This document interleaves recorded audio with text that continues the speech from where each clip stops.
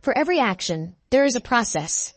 If you make water molecules oscillate at a high speed, heat is released and the temperature of the water rises. In other words, the water boils. This is the mind magic of our main character. He says that the coffee is ready and suggests a snack. Girls run up to him and surround him. They say it smells delicious, calling our protagonist Shaw. They ask about what will be delicious today, and they say they are tired of waiting. Here in the other world, Shaw's life is full of different things to do. He has Googled knowledge of the original world on the internet, and, using the magic of the mind, he has repeatedly invented cheats. This is the life he has found through twists of fate. It all started 2 years ago. Shaw was an inventive video streamer. He showed interesting crafts using familiar materials from the manufacturing process. He started the channel on his 20th birthday, and as of the 3rd month of activity, his channel had 5 subscribers. Shaw thinks he has a good chance. But if he keeps updating the channel every day, he is sure that one day someone will notice how interesting his videos are, and one day the number of viewers will increase dramatically. That same day, Shaw also went to the shoot. And that's when something happened. Shaw is lying on the ground. He starts checking his bag for a towel, lighter, plate, chocolate, container, multi-tool, and thanks God that he has this tool. But his phone has no signal and the battery will run out very soon. Just today, Shaw forgot to charge his phone. Shaw looks around and wonders where he is. He's been hiking since he was a kid and thought he knew a lot about wildflowers, but he's never seen anything like this. Shaw ponders that there could be 3 possibilities. 1. He has wandered into a primitive forest that evolved on its own. 2. The truth is that he is dead, and this is a gateway to an underground otherworld. And 3. This is another world. Shaw says that this cannot be true. He assumes it is another world. He asks about magic and fantasy, and where are the pretty girls here anyway? He doesn't want that kind of life.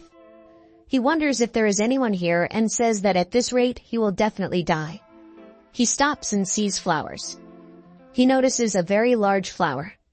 These flowers look like bananeses, but bananeses have 3 petals, so they are not big like this one. He thinks that the tips of the petals are a little transparent, so the flower might look like a sunflower. The flower is releasing some kind of balloon. Shaw asks what the flower is and wants to look at his phone, but his phone is dead.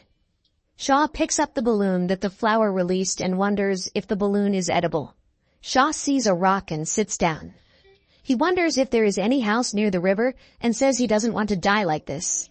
He is bitten by some kind of bug-like insect. Shaw opens his eyes and sees some figure in front of him thinking they are angels and sees a beautiful girl with big breasts. The girl notices that he is awake. He calls this place paradise, but she asks what he is talking about. She asks who he is and if Camilto sent him. Shaw doesn't understand and says not at all and asks if he really looks that suspicious. Shaw says his name. The girl says it's an unusual name. Shaw thanks her for her help. The girl says her name is Rubia and Shaw was paralyzed by spider venom and fainted. She detoxed him with magic, but Shaw can stay here until he feels better. Shaw realizes that there is magic in this world after all. Rubia says that Shaw has so many unusual things with him and asks about the staff with the ball. Shaw says he found them in the woods. Shaw says that the beautiful white flowers wilted and died, and then red berries started to grow. Rubia says they are little myrtra berries and are very valuable. Shaw says he will give them to her in that case. Since she saved his life, Rubia refuses, saying they are too valuable berries. He asks if these berries are so rare and says that there were many of them in that flower not far from where he fell, and if Rubia wants, they can go and look at those white flowers together. Rubia is embarrassed and agrees. Shaw asks if he stepped on something. Since that day, in Rubia's little forest cabin, Rubia and Shaw have been living together. Without a doubt, it's a different world from their middle age, but this world doesn't have gas, water, electricity, or anything else. It is an extremely low-tech world. The show carries a bucket of water. There are no status screens floating in front of his eyes, and Shaw is attacked by a spider, which is an exception among exceptions since monsters rarely attack him. This is different from all the reincarnation plots he knows. Speaking of reincarnation, Rubia offers to start the meal and uses magic to start a fire. Shaw asks if she used magic and gets an affirmative answer. He says he knows he is in no position to ask her to do so after she has helped him. But he asks Rubia to teach him magic. Rubia says that she cannot teach Shaw magic until he becomes her apprentice as a true master. A true master is as much a profession as a scientist and an engineer. There are many eccentrics who study magic on their own. They are looked upon as cranks. Rubia says that a true scientist is a person who understands the reason for things and strives for truth. Magic is the embodiment of this process, and not taking all of this into account is like putting the cart before the horse. Shaw agrees and thinks that magic seems very convenient. Shaw says he thinks it's wrong for him to become eternally indebted to Rubia, that to survive he needs to work. Rubia replies that in that case he could become a real scientist or something. Shaw kneels down and asks Rubia to make him her apprentice, but she explains that not everyone can become a true master and need to check whether Shaw has the right qualities. Shaw replies to do anything. Rubia asks permission to ask a question and asks if Shaw believes in God. Shaw thinks about whether it has something to do with religious movements and replies that he doesn't. He explains that he has never seen God and is used to trusting only what he sees, even if a great man says it. Until Shaw sees it for himself, he will take it as a half-truth. Rubia asks about God's miracles. Shaw says that he has never seen a miracle of God either. If God's miracles happen, then they have a cause and a process. Shaw says that if a person discovers the cause and seeks the truth, he will be able to manipulate even God's miracles in his own way. Rubia thinks that this is the perfect answer for a person that wants to become a real scientist, and she has a question who Shaw is in general. She says it's just a verbal test for now and the real test is yet to come. Rubia asks Shaw to light the fireplace outside. He asks if it can be done out of the blue, but Rubia replies that if Shaw understands the theory, magic will accompany and help him. Rubia realizes that this will be very difficult. Shaw ponders the theory of what to set fire to burn things with. It needs heat, and he wonders how we normally create heat and realizes that compressing air generates quite a bit of heat, and that's how car engines work, and if he compresses the air, he can make it work. Thus Shaw creates a fireball and is surprised by it. He directs this ball towards the fireplace, thus igniting the wood. But the fireplace explodes. Shaw and Rubia fly away. Rubia asks what reason Shaw drew. He replies that he needed a source of heat to light the fire, so he came up with the idea of compressing the air. Rubia thinks about how can a man who has never studied to be a real master come to such a point and says, it is correct as a theory, but in this case it is wrong as a process and one must imagine a reason why fire can burn. Rubia asks about combustion. Shaw says that in this case it is the result of the carbon in the wood and the oxygen in the air coming together to form the element of combustion, but the image of ignition doesn't quite fit. Rubia interrupts him and says that it doesn't have to, and just needs to represent the phenomenon of combustion. Shaw asks to combine carbon and oxygen. He looks at the firewood in which a flash appears. Smoke appears all around, a consequence of Shaw's magic. He succeeds in lighting the fire. Rubia is very surprised that he was able to comprehend logic with a simple tip, and that he is very talented. Shaw asks Rubia if she will take him as an apprentice.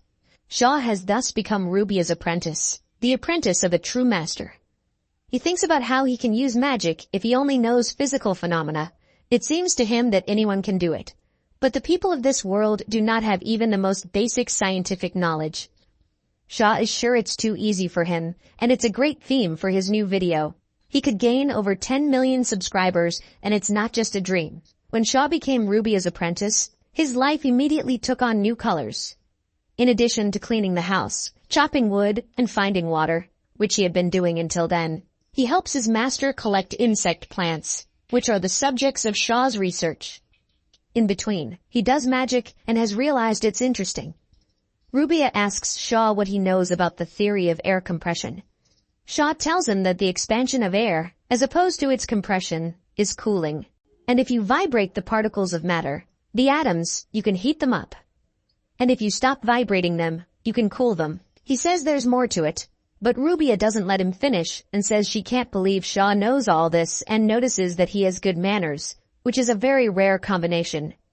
She asks where he learned all this stuff. Shaw replies that he was a regular student in his country. Rubia says that in that case, his country probably has a very high level of education. But Shu thinks about the fact that he actually dropped out. But Japanese education is still awesome.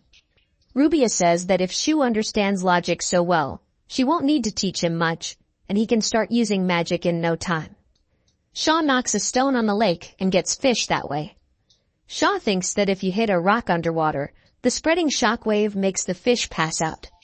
He cuts the fish in half with a knife.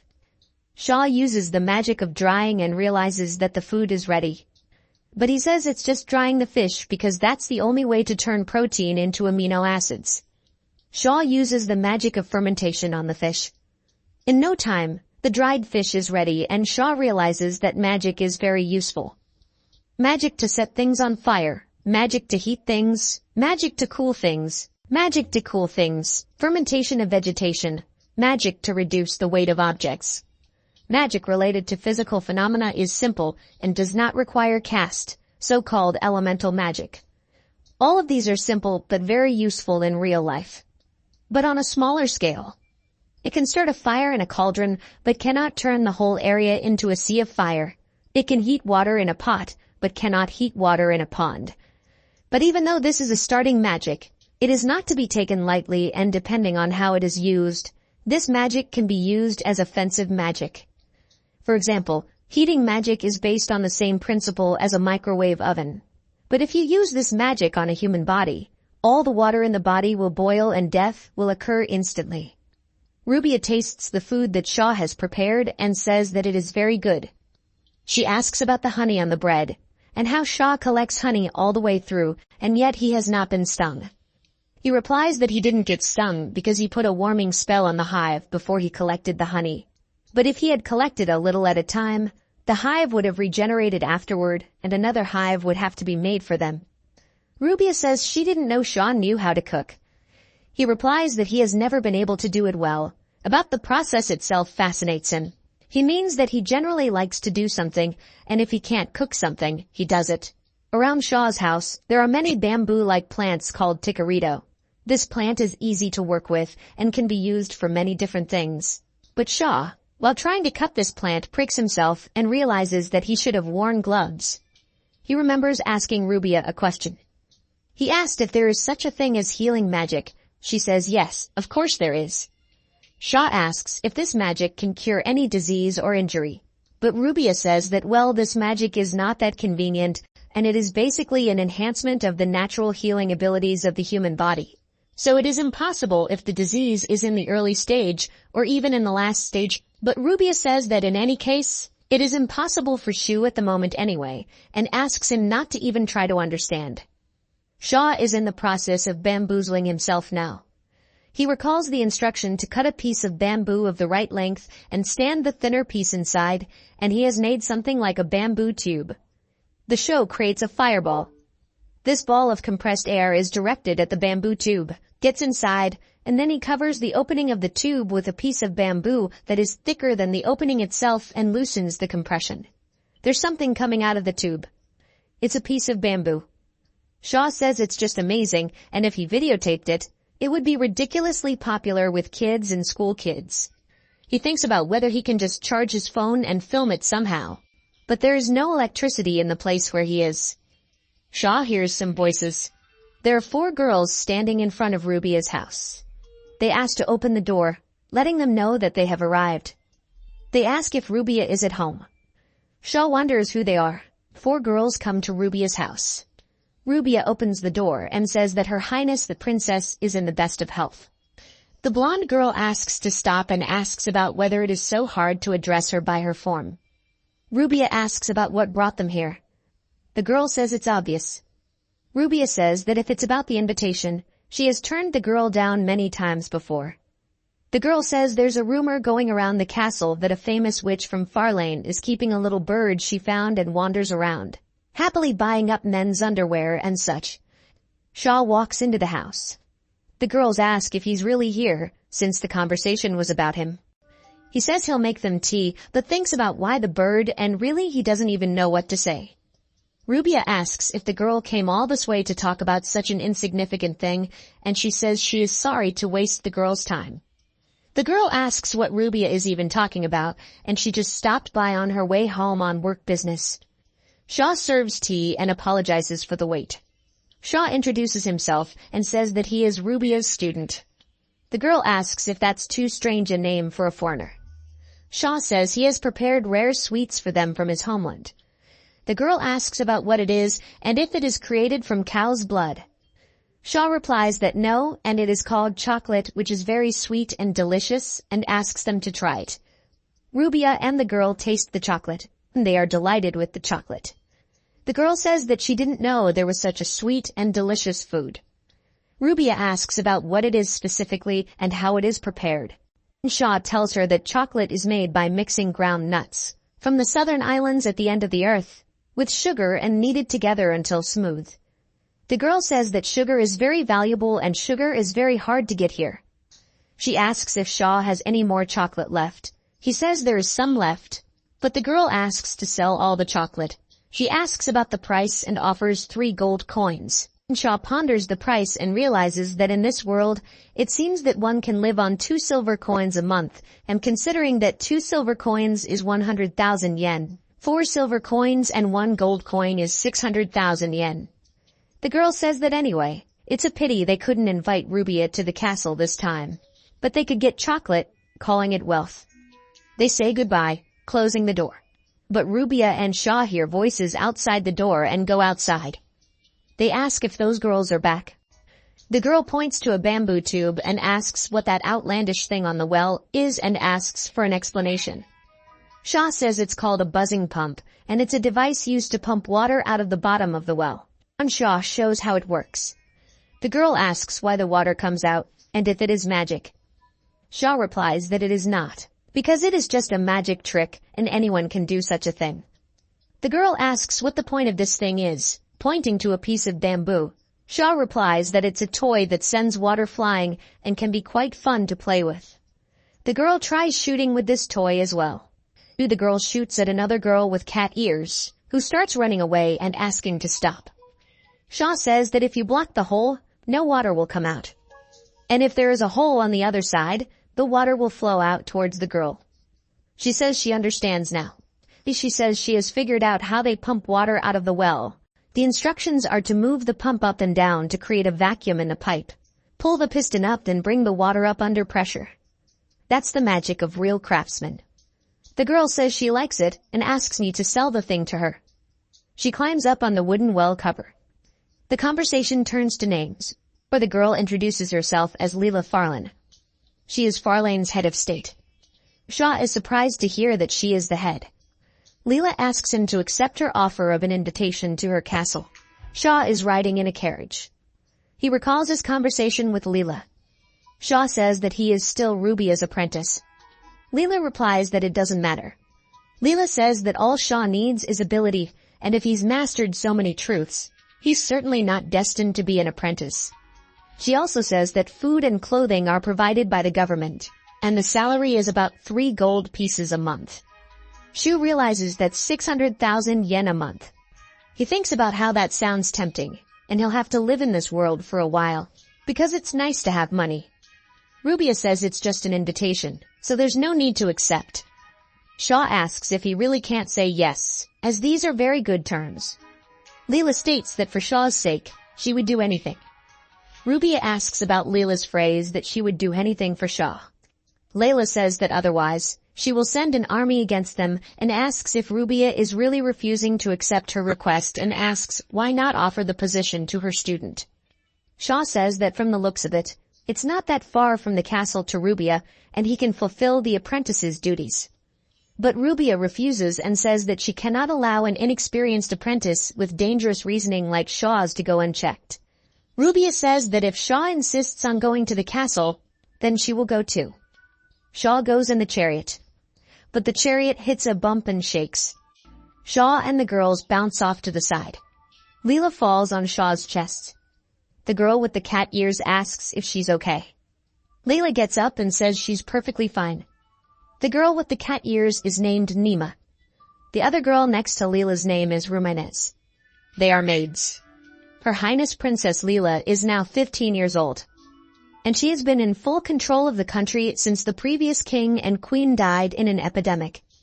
You can only ascend the throne at the age of 18, so having a regent is normal. But Her Highness is a person of great ability, and she has experience in all things related to the throne. Shaw thinks of Leela being small and flat-chested, but also very strong. The carriage hits some sort of bump and Shaw bumps the top of the carriage. Shaw asks what kind of carriage it is and says it's too uncomfortable to ride in. Leela says it's a standard carriage. He asks about why the carriage is so wobbly and maybe it has something to do with the road being bad. Shaw looks at the outside of the carriage and says the carriage is stiff. Leela asks what stiff means. Shaw replies that it's a type of carriage that has an axle attached to the body. She asks if there are any other types of carriages at all. Shaw states that the carriage can be improved by installing suspension. Leela asks what he means by that. Shaw shows a picture of a bow shape and asks if bows of that shape exist. Leela says there are, and Shaw explains that if you put these shapes together, you get a rhombus, and then that rhombus will expand and contract. And Shaw says that if you attach this rhombus to the top of the wheel, make an axle under the wheel that when the wheels go over big rocks or bumps, the suspension will expand and contract, so the body will not sway, and shows a drawing of this system. The girls look at it. Shaw thinks he has given a clear explanation. Layla gets up and asks to get Rassel.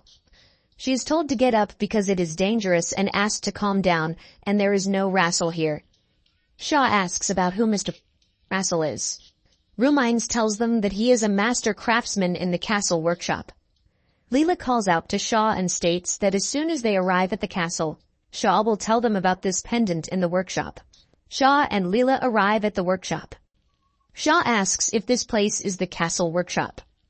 Layla asks if Rassel is here. Rassel comes in, making his presence known. He says that it is great that the princess has personally visited the workshop and notes that Layla seems to be in good spirits. Layla asks to drop the formalities. She says there is something she would like to show him right now. Rassel uses a bamboo tube to pump out water that Shaw created and says it's just terribly effective. Rassel is sure it will sell. Layla agrees with this. Shaw says that he made it out of bamboo and he'd really like to make it out of iron because the likelihood of breakage is quite high. Rassel agrees and says that out of iron, this invention would last more than 10 years, although it would be quite expensive. Layla says that it doesn't matter how expensive it would be and asks Rassel to make a prototype of this tube using iron as the material. Likewise, Layla asks Rassel to make a carriage equipped with suspension. Rassel says that such a carriage can be sold as a luxury carriage. Leela says that if a new, high-performance carriage is produced, the royal aristocracy will pay huge money for the thing. Shaw says that although he explained it in rhombic form, the suspension would actually be made up of several boards of different lengths glued together. Rassel asks about why a combination of boards of different lengths is used rather than a single board. Shaw notices that Rassel is very perceptive. Shaw says that because of the resonator, with a single board, the oscillations will be amplified and eventually, the resonator will break. Shaw asks that when we bounce on a branch, doesn't the sway get louder and louder? Rassel says that he used to play like that when he was a kid, and if you get carried away with such an activity, eventually the branch will break.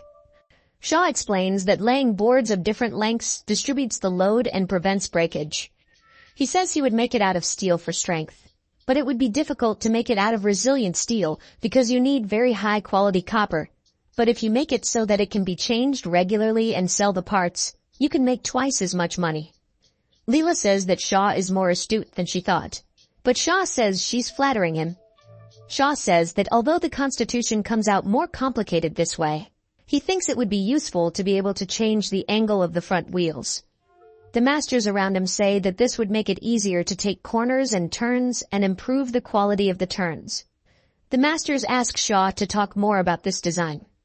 Shaw thinks about it, as people in the derivative field are supposed to be quick to grasp.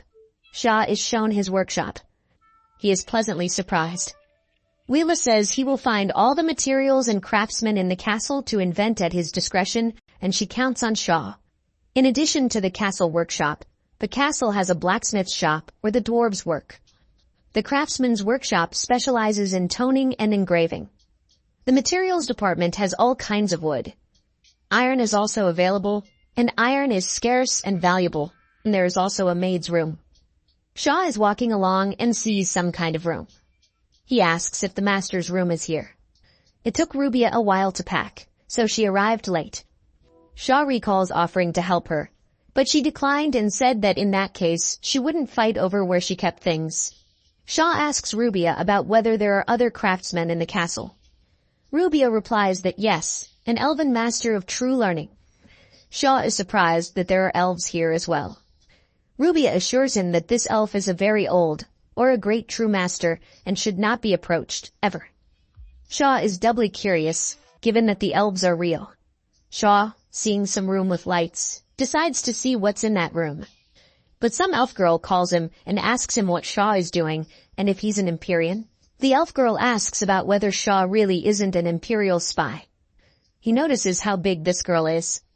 He has heard that elves continue to grow in height until they die, and over 1,000 years old, they can be over 2 meters tall. Shaw wonders if this is the real master that Rubia was talking about.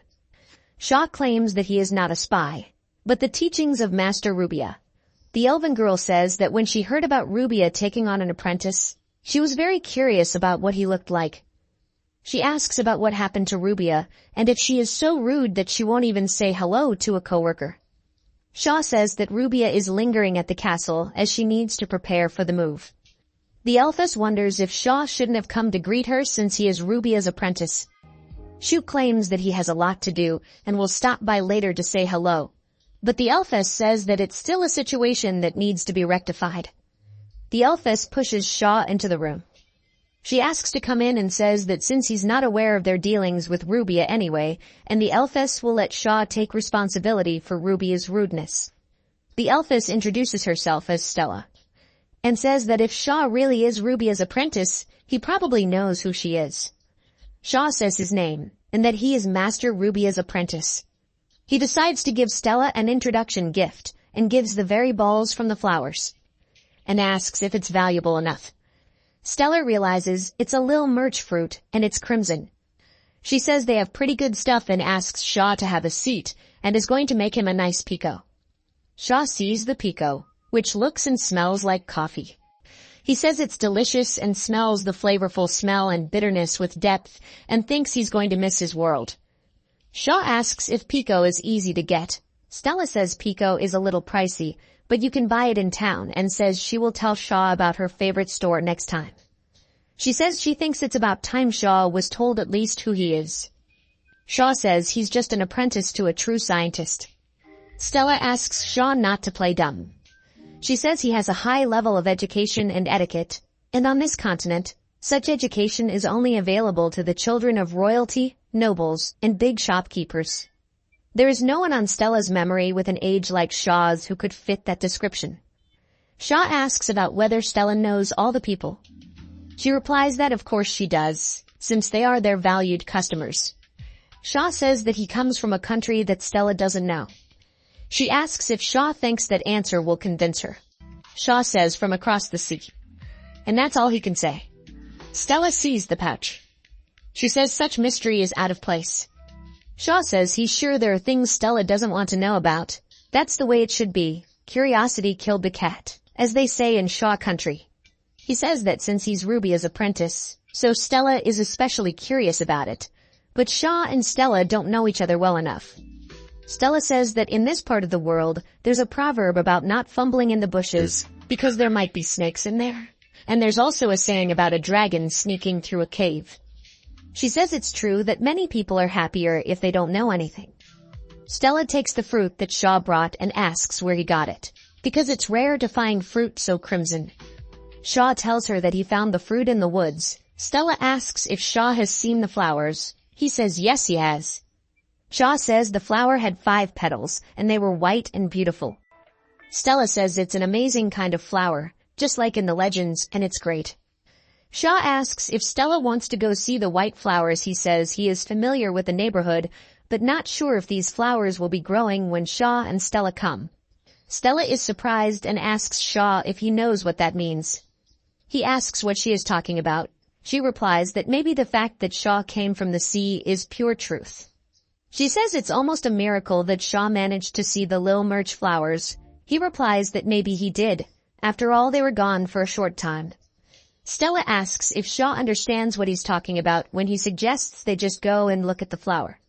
Shaw realizes that when he told Rubia that they would be together until they saw the flowers, which is unknown when it will appear, he meant a very long period of time. Stella says that's the way it is. Shaw realized why Rubia had such a funny look on her face when he said that. Stella asks if Shaw really said that to Rubia, but he replies that he didn't know what it meant. Stella lies down on the couch, hovering over Shaw. She says that if he's talking like that, it means he has nothing going on with Rubia. Stella runs her finger along Shaw's chin. Stella wants to try something. Shaw asks about why him, since Stella with her charm could pick any man. She replies that it's because she's tired of the other men in the castle. Stella makes Shaw lie down completely. She says that if Shaw is a true master, why doesn't he use resistance magic or anti-magic? Stella puts her hands under Shaw's clothes. He screams that he can't do something like that. A very menacing Rubia bursts into the room, calling out to Shaw. Shaw asks how she got in here. But Rubia comes over and kicks Stella and Shaw. Rubia yells at Shaw that she thought she wouldn't see Shaw here, but he's still here and says she told her to stay away from Stella, didn't she? Shaw says he had no choice, and if he knew this was going to happen, things would have been different. Stella hugs Shaw and says he shouldn't say that and licks Shaw's ear. She says that maybe she should get to know Shaw better, and then he will fall in love with her. Rubia demands that Stella get away from Shaw, but Stella refuses. Stella says it's because Shaw asked her to go look at the white flowers. Rubia is shocked. Shaw says that Rubia didn't tell him exactly what the offer to go look at the flowers meant, and that's why he suggested Stella do it. Stella assures her that Shaw is different from any guy she's ever met, and she feels like they were made for each other. They are interrupted by Rubia. Rubia, blushing, claims that she was the first one Shaw asked to see the flowers. Stella laughs at this phrase and asks if Rubia is a maiden and asks if Rubia is known as the Witch of Farlan. Rubia says that this only means that she has destructive spells. Stella argues that it doesn't change the point. Shaw is confused by the words witch and destruction.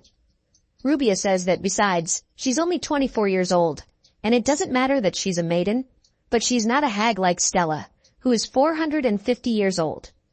Shaw is surprised at Stella's age. He admires it and says that he could not imagine that someone could live so long, and that is what an elf is. Stella gets very angry and attacks the floor, threatening to wipe Rubia out. Stella asks not to dodge, and then she won't miss. Leela walks into the room. But Shaw claims the place is dangerous and carries her away in her arms, realizing she is very light. Someone tries to stop them. Shaw and Leela break away. Leela says that elves are indeed wise, but they can't always be guided by common sense.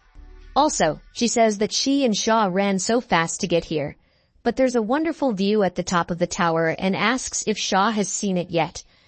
They start to climb up. Shaw is holding Lila's hand. Shaw says it's so high, and it would be nice if this place had an elevator. Leela asks about what an elevator is. Shaw explains that they will use a pulley at the top of the tower and use a rope to lift the princess in a box. Leela asks if a slave will be needed to pull the rope, but Shaw says that so they will attach a weight slightly heavier than Leela to the rope and lower it from the top floor, and then they will slowly pull that weight up. Leela asks what it will take for a slave to lift the weight, right? Shaw realizes that's all they can do now, in a world without electricity. He says he realizes that's not an option, where one side wins, the other loses, and when one tries to make life easier, the other suffers. Shaw and Leela are up. He says there's a beautiful view. Leela says she comes here from time to time, and when she sees the city lit up with these fluorites, her heart clears. She is only in this position because of the vassals and the people. She mentions Shaw's words that when someone tries to simplify something, it's the other person who suffers, so that's true of royalty too. When those in power try to simplify things, it's too hard on the people. Shaw thinks about the fact that Leela is only 15 years old, but she understands a lot about life. She says that she has high hopes for Shaw, and with a true scholar like him, the festival will definitely be successful, and they will develop the country. Shaw thinks that he will be able to help develop this country with his knowledge of the former world. But he worries that being overly fascinated with technology will be considered heresy. But on the other hand, if people from other countries visit in the same way, he will be able to find clues that will help him return to his world. Shaw suggests Leela to make a great invention that will enrich this country. Farlan, a small town, is a state. Shu has been in this castle for a little over half a month now, and he can't take it anymore. He really wants Japanese food. He needs miso soup and wants onigiri. Shaw is walking around the parish market. He has been looking for rice and meat at the market, but he can't find anything even close to that. There is barley, but that doesn't look like rice either. But there is a large selection of dried fish and fish products in general. There seems to be a well-developed culture of drying and transporting fish, except for those that can be found nearby, as transportation is time-consuming. Shaw realizes that an integral part of Japanese cuisine is Japanese sauce, and that for soy sauce, you have to find glutamate somewhere. Shaw is approached by one of the salesmen and asked if he can help. Shaw asks the vendor about dried seagrass. The vendor pulls out the seagrass. He says that the grass is all white and moldy. He was going to throw the grass away because he thought he couldn't sell it. But Shaw thinks it's not moldy and adds flavor, and the grass is a premium product. Shaw says he'll take this and other dried fish and asks to give the seaweed as a gift. The vendor thanks him. Shaw has bought some ingredients. First, he tries making a broth for kelp soup using a recipe from his world. He chops the kelp into small pieces, pours hot water, pours some rock salt on top, and he has instant soup. He eats this soup. Shaw smells the aroma and delicious taste of kelp, and he likes it very much. Shaw thinks about the fact that his mom is probably very worried about his absence, and he doesn't even give a hoot whether the world is still intact. Maybe he is the only one who fainted from the shock caused by the disappearance of the light. He gets sad at such thoughts. If you use the water wheel from the workshop, you could make a barley mill. A mortar and pestle would be enough for the amount Shaw eats. But it's heavy and tedious, so he's just going to mechanize the whole thing. Shaw uses this design and cooks himself a meal. This meal has a peculiar flavor, but it's pretty tasty. But this mixture is too thick to make rice balls. The next day, Shaw embarks on a truly great endeavor. He makes miso soup for the first time in another city. Rubia asks if Shaw is up to something weird again. He asks to observe and claims it's a brilliant first step in the history of this world. Miso is made from soybeans. The beans Shaw found are not the same as the ones from his world, but there were beans that looked like them. Salt can be found with no problem, as can rice malt too. They don't have rice, so Shaw will use barley malt instead, which is more like barley miso. Shaw thinks about boiling the miso for quite a while, but given the magic in this world, the boiling goes faster, and if something doesn't work out, they can try again. First, you need to cover the barley with water, and then heat it with magic. It's a magic microwave oven. The tools they use should also be heated to 100 degrees at least. In any case, sanitizing is very important, because if germs get in, the show will fail. The steamed barley is divided into small portions and magic is applied to stimulate growth. Shaw and Rubia see microbes on the barley. Rubia thinks it is mold, and now this barley cannot be eaten. But Shaw claims that it's not just mold, but sesame mold. The one sold in Japan is white mold, but it's a mutation found in this world. There should be enough for this volume and the koji will be ready. Rubia notices that it smells a little sweet. Next, the beans are steamed and turned back into a puree in the magic microwave. The salt and barley also need to be thoroughly mixed in the same way. Rubia asks about whether this is really edible. Shaw replies that if the fermentation was done properly, the flavor will be pleasant.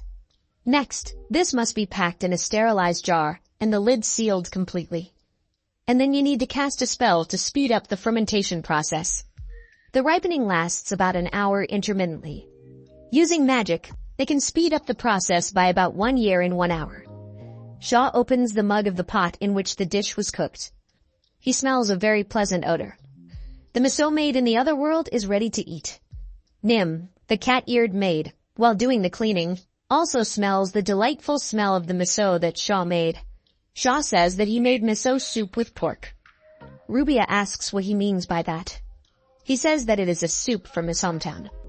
Shaw used kelp and dried fish for the broth. The vegetables, potatoes, carrots, and onions, and he didn't find any radish-like ones. Shaw's dish also has barley rice and grilled meat with miso. Done. With bamboo sticks, it's totally Japanese food. Shaw eats it and says it's delicious and has a Japanese feel to it. He asks Rubia not to be shy and try the dish. But Nim enters the room, asking what is so delicious that Shaw has cooked. Shaw asks if Nim wants to taste it, but she, looking at the appearance of the dish, thinks that this insect eggs and asks what is this murky water. But Shaw says he's not going to feed her something like that, and it's just pork soup. Stella comes into the room too and calls out to Shaw. Lila also enters the room. They are hungry and smell the delicious odor. Shaw says he anticipated this outcome, and so he cooked more. He doesn't know if they'll like it, but asks them to try it. Nim, after tasting the dish, marvels and says it's delicious. Rubia, Stella, and Layla are delighted. But they ask why it is so delicious if it is insect eggs and muddy water. Leela says that she used to hate red vegetables because they were bitter, but now it's the opposite. Shaw explains that this is called alkali removal, and Kamado ash is used to remove the bitterness. The girls asks about Shaw's ability to do this as well. He gives Nim a taste of carrots and says that carrots are bitter, but if soaked in water and put in lye, speeding up the reaction with magic. Nim tries again and the carrots are no longer bitter. She thinks it's magic, but Shaw explains that it's not magic, and he just used magic to speed up the process, and even without magic you can soak these carrots in lye overnight and get the effect. Stella is surprised and says she didn't know that. She thanks and says it was delicious and gets up from the table. She looms over Shaw and says that if she has satisfied her hunger, why not satisfy another craving? Mim sees this and argues that if Stella can do it to Shaw, then she can do it to Shaw and hover over Shaw too. Stella says that it's been a long time since she's had a threesome, and after all, it's great to have a beastman involved in such a process. Rubia is furious and approaches Shaw with a staff. Shaw gets up and runs away, but is pulled by Leela's hand and says she wants something sweet after dinner and asks if Shaw has any. He asks what she means. She says black and sweet, of course, meaning chocolate. Shaw says there is no more chocolate. Leela will never forget that flavor. Shaw asks if Leela can get sugar when she can get anything. Leela screams and asks how much Shaw thinks sugar costs and what people would say if they knew Leela was so extravagant. Shaw says that there are royalty and aristocrats like that, after all, and Leela asks if Shaw really wants her to follow in their footsteps. She has responsibilities. Leela cries and says that if they hadn't sold all the novelties, then maybe this wouldn't have happened. Stella and Nim ask about how Shaw isn't ashamed that he brought Leela to tears, but he claims it wasn't his fault. Layla stands up and says that even if it's difficult, Shaw should figure something out. Shaw agrees and promises to come up with something. Layla catches him off guard and says that Shaw can't take back what he said in the presence of royalty. Shaw ponders making chocolate, and if you just need some sweetness, you can make syrup. So-called malt sugar is made from barley. It's what used to make beer and whiskey, and when barley germinates, it produces an enzyme that turns starch into sugar. Shaw realizes that even if he cheats now, it's only a matter of time before Leela starts demanding chocolate again. There is no cocoa here, and Shaw hasn't even heard of cocoa. He doesn't know if there is any substitute at all. It seems that somewhere in South America, Shaw read that if you roast a large spider and eat that spider, it tastes like chocolate. It's a treat in that part of the world, so it must be delicious. Shaw remembers being bitten by a spider near a waterfall and almost dying. Shaw wonders if he can use the spider. Shaw walks into Rubia's room. He asks if the spider that stung Shaw lives near that waterfall. She says yes, but asks what the fuss is about. She tells him that the spider preys on animals that congregate near water, and that's why they are so common near bodies of water. Rubia asks about what Shaw is up to this time. Shaw states that he wants to eat that spider. Rubia is amazed at this. She asks if Shaw knows what this spider's name is. She says she will not say anything, but it is up to Shaw to eat this spider or not. However, this spider has poison glands in its head and thorax. Shaw went deep into the forest to catch a spider that had the nerve to attack it. He calls the spider affectionately and tells it that he will not harm it. Shaw used to be a hero in the game who was killed by a slime at the beginning of the RPG, but now he has magic. Shaw asks the spider to attack.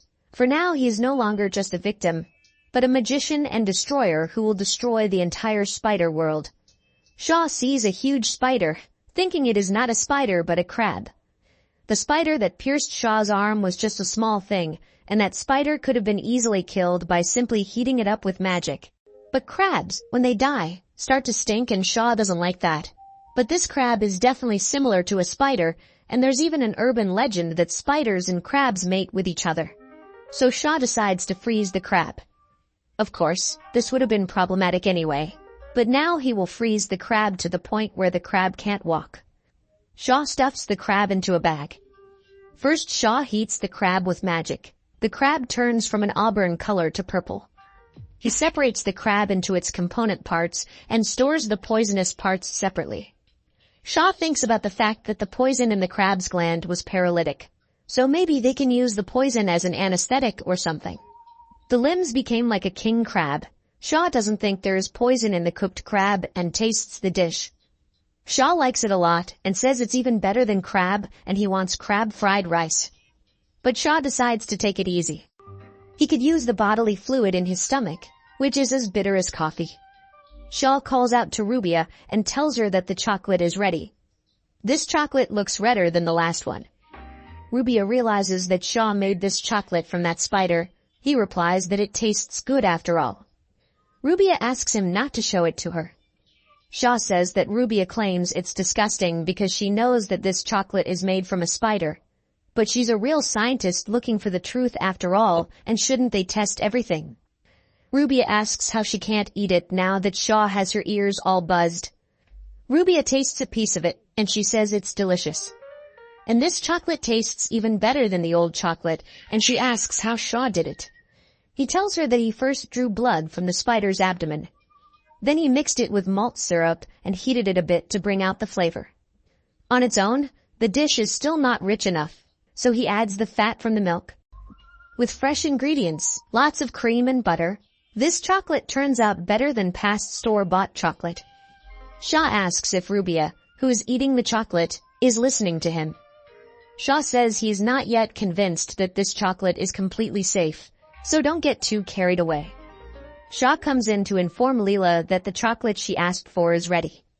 But Leela asks about the ingredients, since Shaw said they were hard to find. He says our substitute and shows her a spider. Leela is amazed that this chocolate is made from a wolf spider. Shaw finds out what this spider's name is. Leela asks why this spider is this color, since creatures with this coloring haven't been seen here in about 100 years.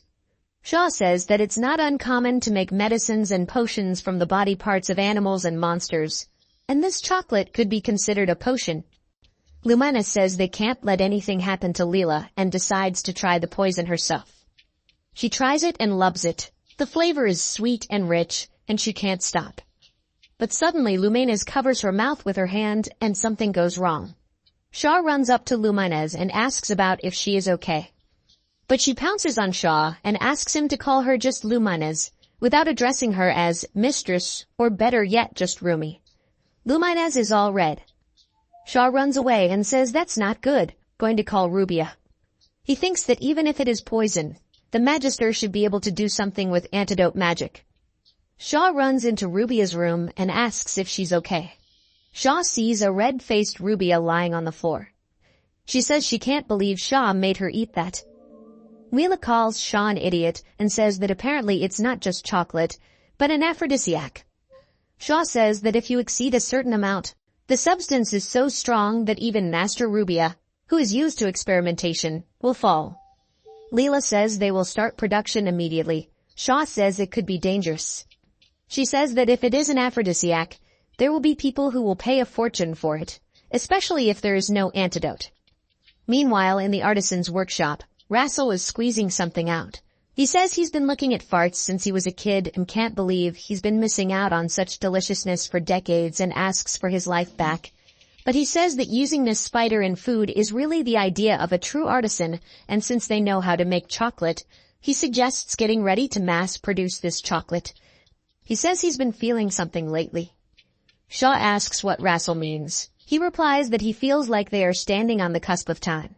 Shaw asks what that means. Rassel replies that it's as if a staircase has suddenly appeared on an empty plain, though he doesn't know where the staircase leads, to heaven or hell. Some wizard says that no doubt the center of the world will be in Farlane, because nowhere else will there be such invention and intelligence. Shaw says that he is glad the wizards think so highly of it, but from now on they will face many difficulties. Rassel asks about what kind of difficulties. Shaw explains that the biggest problem is the fuel needed to shape the invention and spread it around the virus, but right now they only have wood and charcoal. Rassel says you can't get good charcoal to make iron now. The city's population is growing, and this will lead to a fuel shortage. Another craftsman says that there is plenty of firewood in the forests of Farlane, if they are cut down, of course. Shaw replies that this would not solve the problem. Shaw says that if the forest is cut down, the forest will take about 100 years to revert back to its original state, and not even that. Cutting it down can lead to desertification, and that's how cities in Shaw's world were sinking into the sand. Plus, he had heard that the Farley forest had shrunk considerably since Lilo was a child, because the forest is being cut down for fuel. Farlane doesn't get very cold in the winter, so they don't use heating. For everyday cooking and stoking the bathhouse, charcoal is used as fuel in the blacksmith shop, and all this is provided by the trees in the forest. And if this town continues to develop, the population will grow and the consumption of firewood and charcoal will increase at an accelerated rate. It would be nice if there was at least coal or oil, but nobody has even heard of such things. The master says it's just a forest, after all. But Shaw says not at all. Farlane's rich lands, the water, the rain, the climate, all of this is only possible because of the forests. The forests are huge reservoirs that store water for people to use. If you get carried away by immediate money, you can destroy your own country. Rassel calls Shaw a true master and remarks that he thinks very far ahead. Shaw is standing on top of a castle. He is thinking about how this place is very relaxing for him and the view from here is good. He picks up his phone and says it would be nice to take a picture. He is sure it would be beautiful.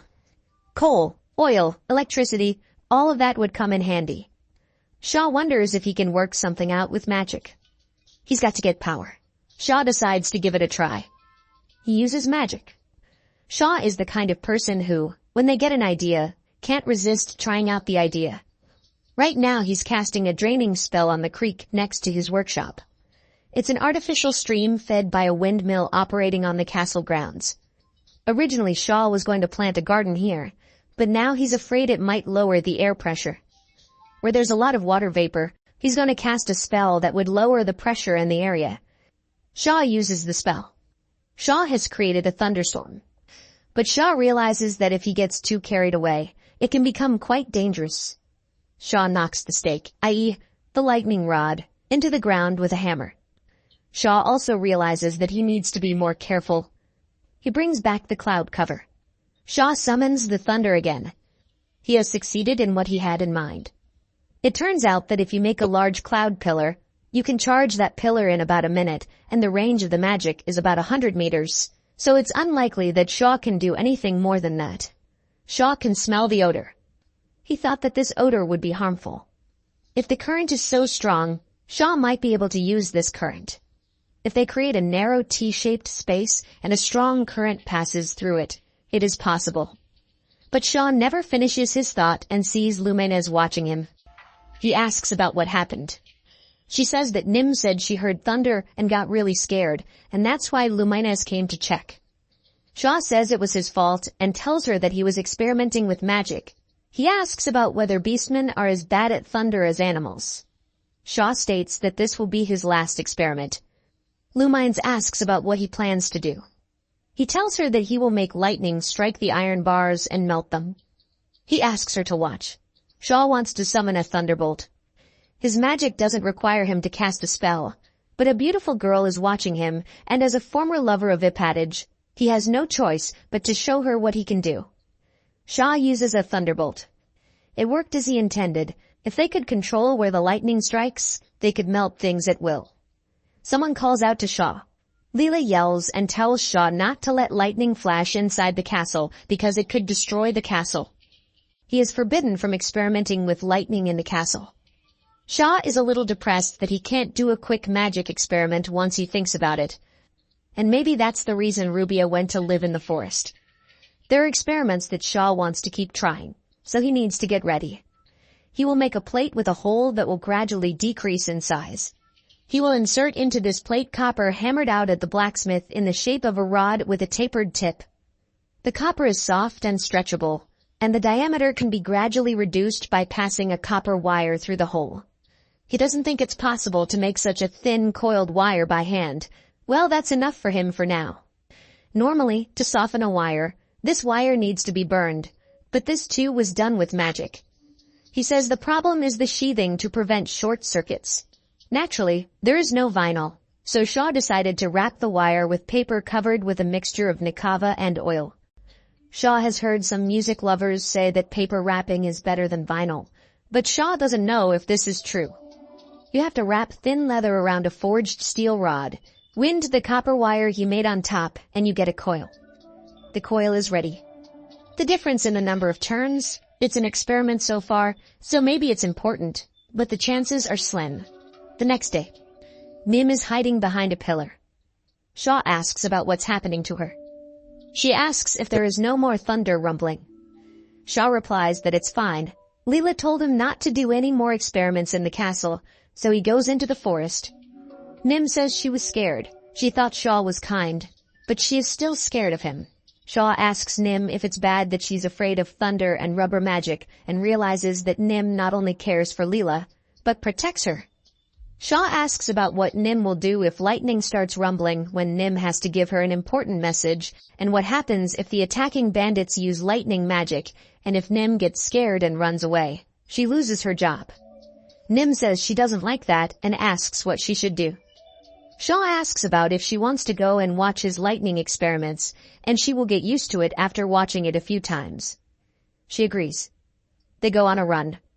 She wants to find some spacious place, preferably with a river. Nimue says that Shaw is very fast. He replies that it's magic, and he casts a spell to reduce his weight and realizes that Nim is the only one who can achieve such speed without magic, and says that beastmen are just amazing. Shaw ties the coil to a wooden pole, pulls one end of the copper wire up, and sticks the other end into the ground to ground the wire. He asks Nim to keep his head down. Unlike magic that can be aimed and fired, this magic mimics natural phenomena and therefore cannot be controlled. You never know where this magic will strike. If they aren't careful, the magic can hit them directly, so one must keep their distance. Shaw's magic begins. Lightning strikes. Nim is afraid. Shaw's plan works. The lightning strikes the edge of the coil successfully, but then fire erupts. Shaw realizes that this is dangerous. If a big fire breaks out in this place, there will be a catastrophe. There is no fire-fighting equipment in this world, and if a fire starts, the whole kingdom will end. The fire starts to spread to the undergrowth. Shaw wants to use cooling magic, but realizes that is not enough. He asks how to put out the fire. He guesses that he needs to create a vacuum and cut off the oxygen. The fire is successfully extinguished. Shaw realizes that they almost set the forest on fire. Nim says that she is still afraid of thunder. Shaw assures that she will get used to it. The fire is put out, but the question arises as to whether Shaw's experiment was successful. Shaw draws his sword.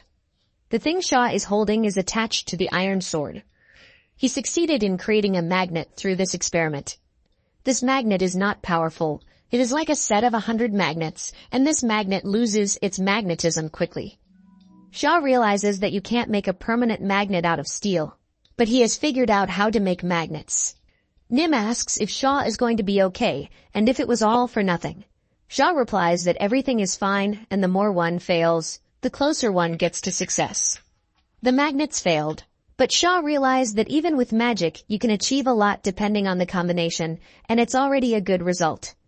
It's certainly not as cool as magic that has to be spoken, but you can't underestimate that magic, especially early on. Nim says that now that they've burned it all down, she suggests they go back to the castle and have lunch. Nim wants to eat, Shaw wants meat.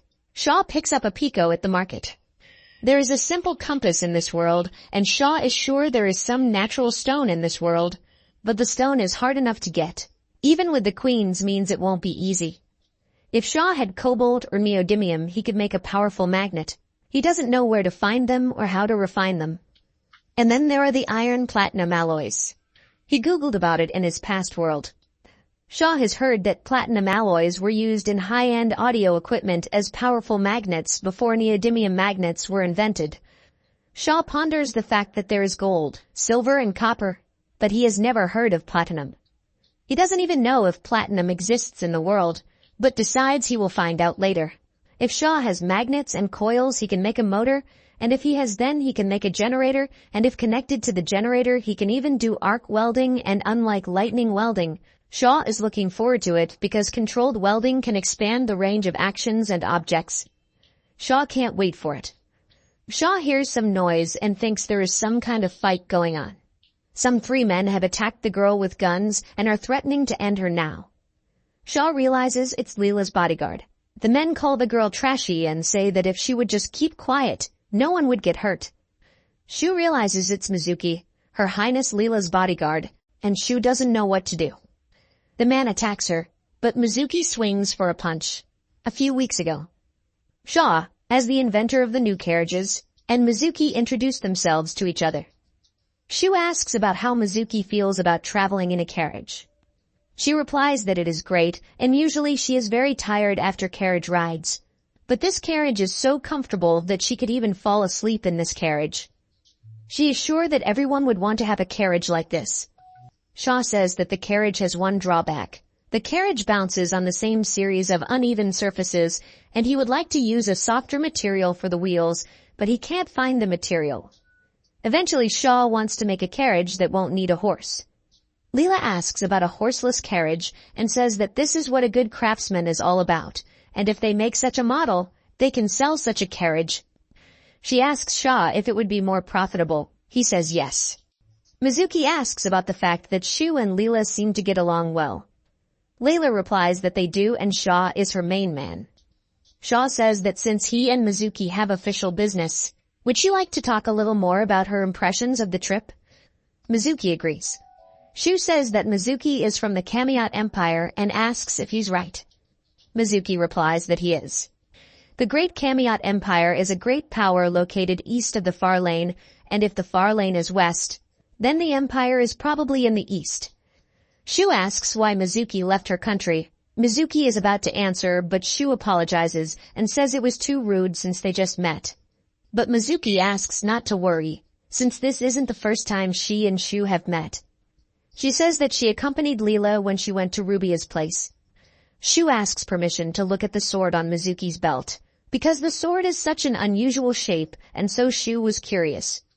Mizuki agrees, but says it's not a sacred sword or anything. Mizuki fights the bandits by crossing swords. She blocks the attacker's blow. Shu thinks about how to help her, and no matter how good a swordsman Mizuki is, she won't be able to handle 3 people at once. Mizuki gets hit with a sword. She's bleeding from it. She is about to be attacked from behind. Shu used magic and directed light at the bandits. The bandits ask if Shu is a scientist and want to run away. The bandits run away. Shu tricked them with air compression magic, but he is clearly unable to stand up to the fight. He runs up to Mizuki and asks if she's okay. Shu notices that she is bleeding and needs to stop it immediately. Shu gives Mizuki first aid by applying a bandage to the wound. Shu decides to go back to the castle sooner rather than later, and he's sure Rubia definitely has some healing spells. Mizuki is lying in her room, and she's not feeling well. Shaw begs Stella to help because Rubia has gone to gather plants and Stella is the only one Shaw can rely on right now. Stella claims that she is not a medical professional. Shaw asks Stella to help Mizuki somehow, and if they don't do anything, something very bad might happen. Shaw begs Stella to help. Stella says if Shaw agrees to spend the night in her, she will think about it. Shaw replies that he will do anything and even that. Stella asks about Shaw thinking she would be okay with forced consent, and she actually has female pride too. Shu apologizes. Stella approaches Mizuki. Stella uses healing magic on Mizuki. Mizuki apologizes to Stella for disturbing her. Stella says that the bleeding has stopped, but if she moves, the bleeding may reopen. Stella states that she doesn't care about what happens to the people of the Empire anyway. Shaw wonders why Stella hates them so much, and if there is some reason for it. Shaw asks Mizuki if she's sure she's going to be okay. She replies that she is, and thanks Shaw for saving her life. Shu says he hasn't even done anything, and if Mizuki has any problems he is always willing to help. Mizuki says that Shu is a kind person. Shu thinks about the first time he saw Stella's healing magic. As soon as she starts to cast a spell, in no time, the wound on Mizuki's arm heals. Shu scratches himself and bleeds a little. He wonders if magic can heal him too. The human body is a mass of chemical reactions, and can't they use reaction-enhancing magic or the growth-enhancing magic they use on plants? Monsters rarely attack, but in all worlds it's humans who have the hardest time regenerating, especially when ragamuffins can attack. At least Shaw would like to learn some simple attack and healing magic to be able to defend himself. Shaw cuts his finger with a knife. Shaw is bleeding. From the outside it may seem that Shaw is insane, and maybe he is possessed by the spirit of real science. But in the first growth promoting magic, he is going to stimulate skin growth and close the wound. Shaw tries, but his wound never heals. Next is reaction acceleration magic. He thought the cellular processes that heal the skin were ultimately chemical reactions, but Shaw fails again. He realizes that it's not that simple. Shaw then uses a double activation of magic. Accelerated growth and accelerated reaction work simultaneously, and double magic activation requires a high level of concentration. It's like having multiple conversations at the same time, as long as he must still pay attention to the topics of conversation. Shaw uses this magic and his wound begins to heal. He has succeeded. Shaw was so focused that he even forgot to breathe. But he made it through. He can only use the magic of his mind, and if he keeps figuring it all out, his magic capabilities will greatly expand. If you think about it, spell magic is like a program to activate multiple spells and later combine them effectively.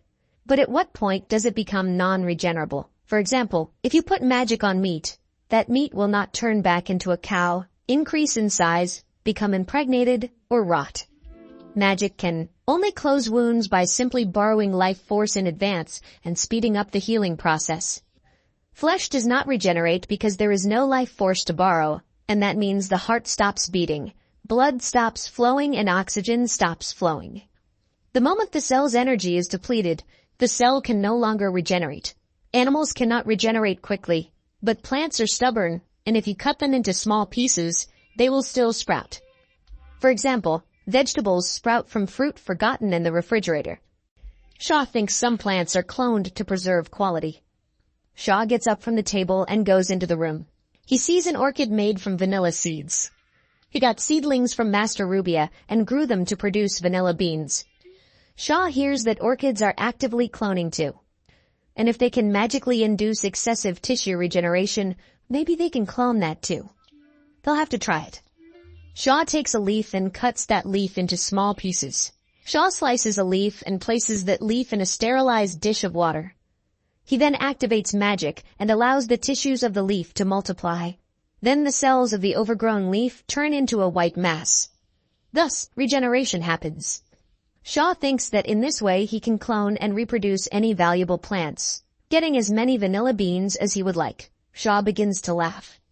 Eventually, he passes out from laughing and collapses on the spot. Shaw realizes that he seems to have overactivated the magic.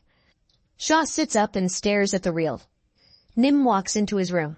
She asks about Shaw doing something awesome again. Shaw replies that he is just thinking about stuff. He asks about if something good has happened. Nim says she wishes he came to Onion-ko Pond. Shaw asks what it is. She replies that it's a very fluffy and happy place with a nice smell. Shaw and Nim are walking down the street. Shaw asks about what Nim meant when she talked about a fluffy place that smells good. She says her mom opened a store. They walk up to Onion-ko Pond, the beast's diner. Shaw asks about whether it's okay that all the customers at the place are beast men, but Nim replies that they are always happy to see him. They are greeted by Nim's mom, whose name is Ninny. She says that she's heard a lot about Shaw from Nim. They get to know each other, and he says that for now, he's only an apprentice master, since he doesn't have a certificate. Shu has heard that in order to be officially certified as a true master, you have to go to the Imperial University. Shu isn't really interested in this, because what he does won't change from having or not having a certificate. People recognize Shu and whisper about him. Shaw is brought a specialty dish, meatball soup. Shaw tastes it, and he really likes the broth. The fish used to make the broth as stewed without being taken out. Spices are used to remove the odor, so the flavor of the meat is enhanced and comes out rich. Nim tells her mom about the soup that Shaw was making. He realizes that his broth has been adapted to the animal flavor. Nim says it's delicious. Someone places a hand on Shaw's shoulder. Shaw is surrounded by girls from the place, and Shaw realizes that they are of the same species as Nim. The girls say that they want to get close to Shaw's mother. Shaw asks about whether the girls are partial to the scientists, and it seems to him that they are not. One of the cat-eared girls says that there are rumors in town that Master Shaw is a demon, and they say that he is the true master who invented spider chocolate. After that incident, Shaw's chocolate was successfully produced and secretly sold, supposedly as a tonic and nutritional supplement during and after illness. But traders secretly touted other effects as well, apparently. With such vulgar advertising, the product sold with rather rave reviews. Then talk about how this chocolate is effective for something else, and all the girls will be theirs. But the girl says that Nee said that Master Shaw is kind, and about how Shaw invented the pump, and now she uses it every day, and she feels much better. He says he is glad to hear that. He used to work for his foreman, but pumping water from a well is extremely hard work. The girls say they still haven't figured out why the water is coming out of the pump, and one of them asks about Shaw doing anything else amazing. Nim tells them that Shaw is thinking about creating a carriage that wouldn't need horses. One of the girls asks how the carriage can travel without a horse and assumes it's because of magic. Shaw says it's not magic at all, just logic. He explains that, for example, he made a toy that consists of wheels and asks to watch. This toy car with a bouncing wheel. The toy stores kinetic energy in this heavy bouncing wheel so that when they take their hand away, the toy will keep going, and this same mechanism is used in the cars in Shaw's world. This car stores energy in the hands, only instead of them running a motor or something. And instead of 4 stakes, this car has 2 wheels, so Shaw wonders how this car will go. Shaw starts this car. Behind this car, the beast men girls immediately start running. The car goes under the table. The girls also go under the table and drop everything around. Shaw asks them to calm down. Another zoo human girl comes into the room and asks about what is even going on. The girls say that their bodies acted automatically. The girl who walked in says that's why they don't work. Shaw asks what the girl is talking about. She says they can't do their job if they are constantly jumping on people, and if one of them is on guard and a rat pops out from the side and distracts her, she will get hit. Shaw says that, by the way, Nim didn't jump on him. She just wagged her tail. The girl says it's all thanks to her training, and she's proud of Nim. Shaw walks with Nim and says that Nini's soup was very tasty, and maybe he can buy some spices too. He sees some store on the floor and says that there is an unusual selection here. The salesman says that apparently Shaw knows his stuff and claims to have rare ores. He shows a piece of some ore. Shaw says that from the outside it looks like an ordinary rock. But the salesman says it's not, and if you put this stone near the sword, the stone will attract. Shaw realizes that it is a natural magnet. The seller says it is so rare and not worth 1 gold coin. Shaw states that he will buy it. The seller asks again if Shaw is sure he wants to buy this ore. Shaw asks if this ore is not for sale and says he wants to buy this ore. The salesman apologizes and says that he didn't think anyone would be willing to spend that much money on such a thing. Shu also says he'll take more dried slime. Nim asks about whether he's sure he wants to buy it. Nim and Shaw come home. Nim says something that she bought a lot of things. Shaw says something that there is something he would like to cook, and when it is ready, he offers to make something to eat. Shaw works the toy wheels. Shaw created a whipping wheel, that is, a hand mixer. This thing works just like a toy car. He turns the handle and stores energy in the bouncing flywheel. The inertia, the flywheel makes the whisk spin, even when he takes his hand away. Nim asks what it is that Shaw is doing. He notices what she's awake to and says he's mixing personal proteins to make meringue. Nim sees that the meringue, in the blink of an eye, has become fluffy, white, and delicious. Shaw suggests making the other part of the meringue fluffy too. This is the cream of milk, separated by centrifugation. They, too, can be easily whipped with a hand mixer. Nim asks what about this slime. Because slime is poisonous, Shaw replies that no, only the organs are dangerous and the transparent part is not poisonous. Just like a jellyfish, if you put the slime back in hot water and let it cool, that slime will harden like agar jelly. You need to mix the meringue from the returned slime with whipped cream and syrup and flavor it with vanilla beans. The semi-frozen slime is similar to natto, and Shaw added this slime to accentuate the flavor. Strain the mixture into a bowl and refrigerate. Today's appetizer of otherworldly slime mousse with natto is ready. Stella walks into the room and asks for something sweet to serve her. Shaw says it's almost ready and offers to take the food. Shaw thinks to himself that do they really think this place is some kind of coffee shop? Stella and Nim taste Shaw's dish. Rubia says it's a cool and delicious dish. The fluffy and soft texture with the crunchy crust is so nice. Shaw says this pastry is called mousse and wants to say the main ingredient of this pastry. He says that this ingredient is mousse. The girls are surprised to hear this. They ask if Shaw definitely means the same slime that they do. Shaw says he's never seen slime in person, unfortunately. Stella says that she was fed slime because it's considered a delicacy, but that slime wasn't that tasty. Shaw says he's glad the food was to their liking. Rubia is amazed. Stella notices the negative reaction. Stella says that Rubia is prejudiced against food, and she has one prejudice about it. When Rubia sees a rare fish, a rare vegetable, or a rare dish, she has a question in her mind as to whether she can eat it. Shaw would like them to learn from the Japanese who eat everything in the world. Stella smells the odor and asks if it's slime. Shaw says it's vanilla bean, and orchid flavoring. Stella uses this stuff for incense. Shaw suggests making perfume out of this flavoring, meaning Stella needs to dissolve the perfume in such alcohol and put it in a small bottle, and she can enjoy the scent whenever she wants. Stella kisses Shaw on the head. Rubia gets up from the table. Shaw asks if she is alive, but she says she is not, but if Shaw makes the perfume she will forgive him. The next day, Leela says Shaw is awful.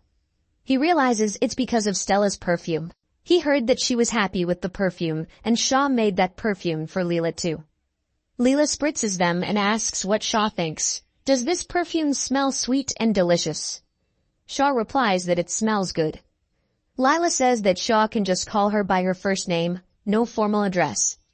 Shaw says he can't just call her by her name like that. Other people are looking at her after all. Leela says she understands. Shaw understands how Leela feels, because he too feels put off when people address him as Sir or Master.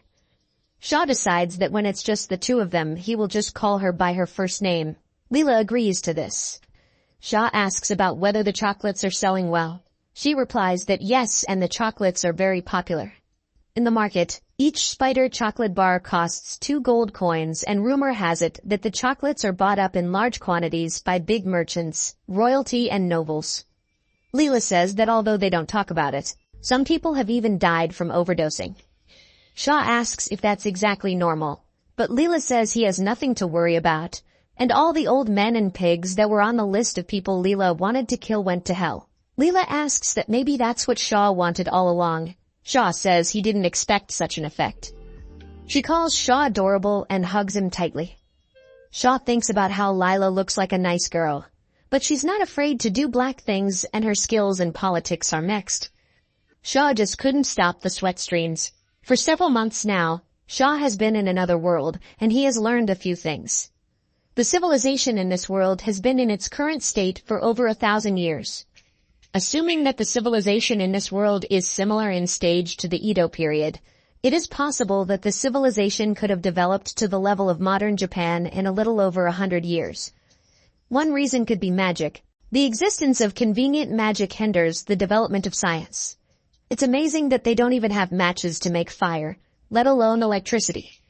Some magic stones that can be infused with magic power ignite on impact.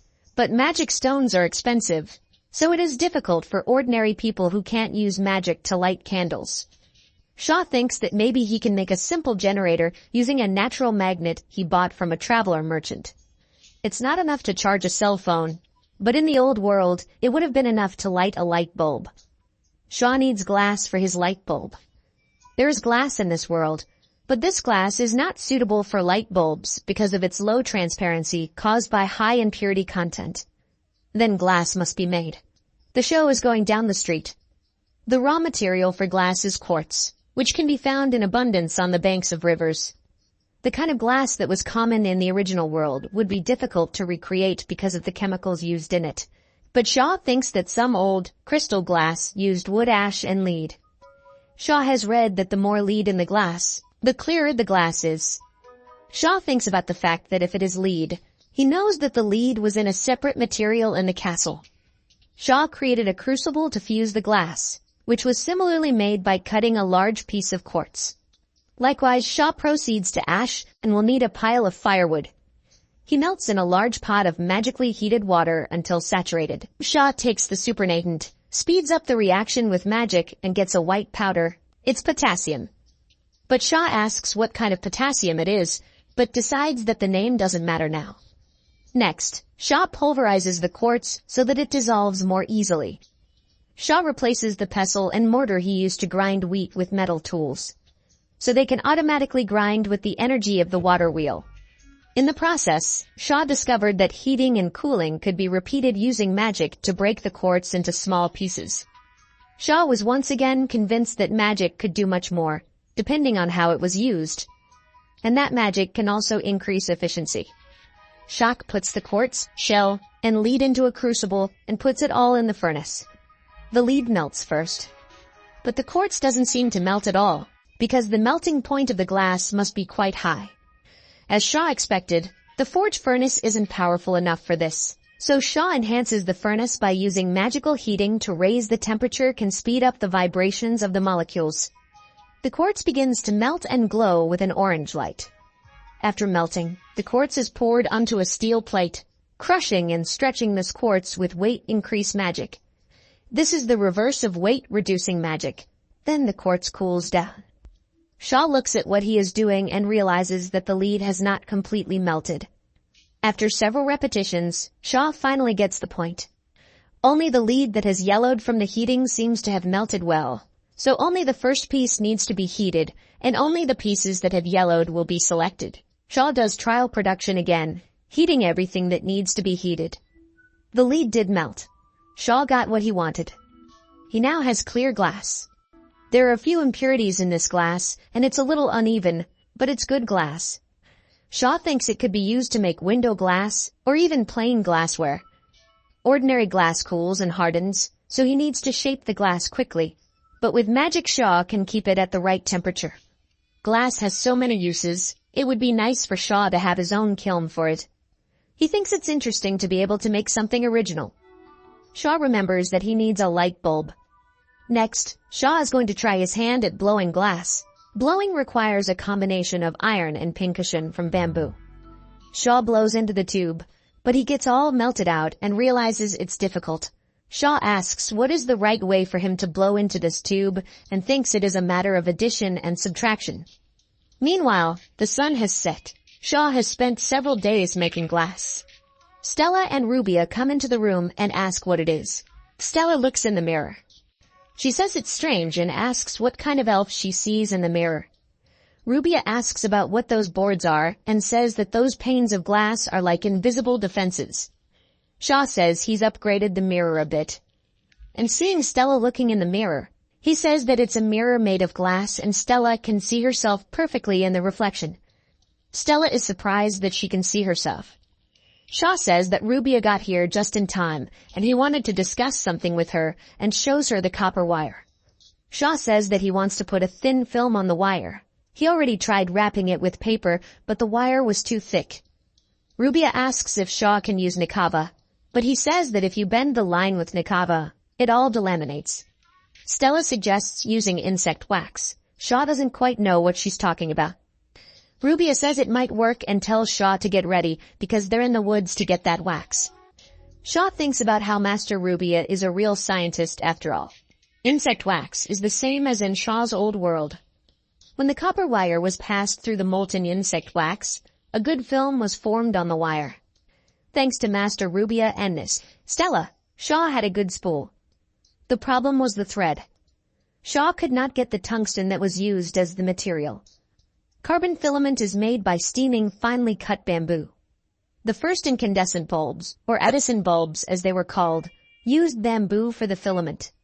Shaw does all of this. Stella asks if this is vacuum magic. Shaw says yes. She asks what he is doing. Shaw says it's a lamp. This copper wire wrapped around the lamp is called a coil, and when someone places a natural magnet in this coil or outside the coil, the lamp lights up. Rubia is surprised that the lamp is glowing. Stella asks about why this happens. When Shaw places a magnet in the coil, the magnet creates a force similar to electrical magic and the lamp glows. Rubia asks about whether this is magic. Shaw says it's not magic, it's just a theory that anyone can use. He says that if you combine that with a water wheel or a windmill and make a mechanism to make it happen all the time, they could make the lamps glow even brighter. But Stella says there's a problem.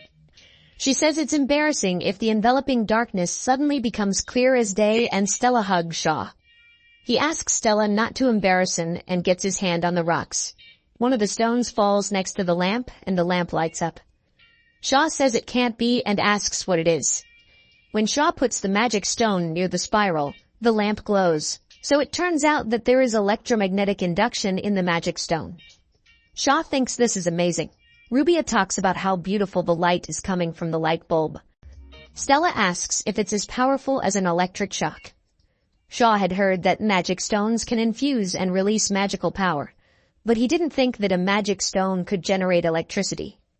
A magnet needs to be constantly moved inside a coil, but a magic stone could generate a magnetic field just by being near it. Shaw asks Rubia if the magic stones are spoiled by constant use. She replies that they are not, and she has never heard of such a thing. Shaw realizes that this is completely pollution-free and inexhaustible electrical energy, and if he discovered something like this in his world, he would win a Nobel Prize. Shaw comes to Leela and informs her that he has come up with a new invention. She asks about what he has done this time. He replies that the thing can be sold. He takes Leela to the basement. She asks what they will do here.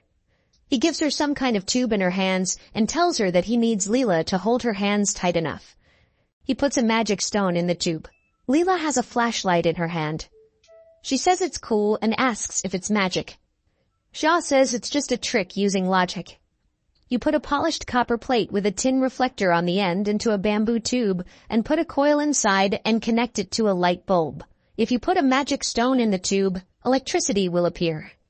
Leela says that now she doesn't have to go to the trouble of lighting a candle, and Shaw says that it will come in handy when Leela has to pee in the middle of the night.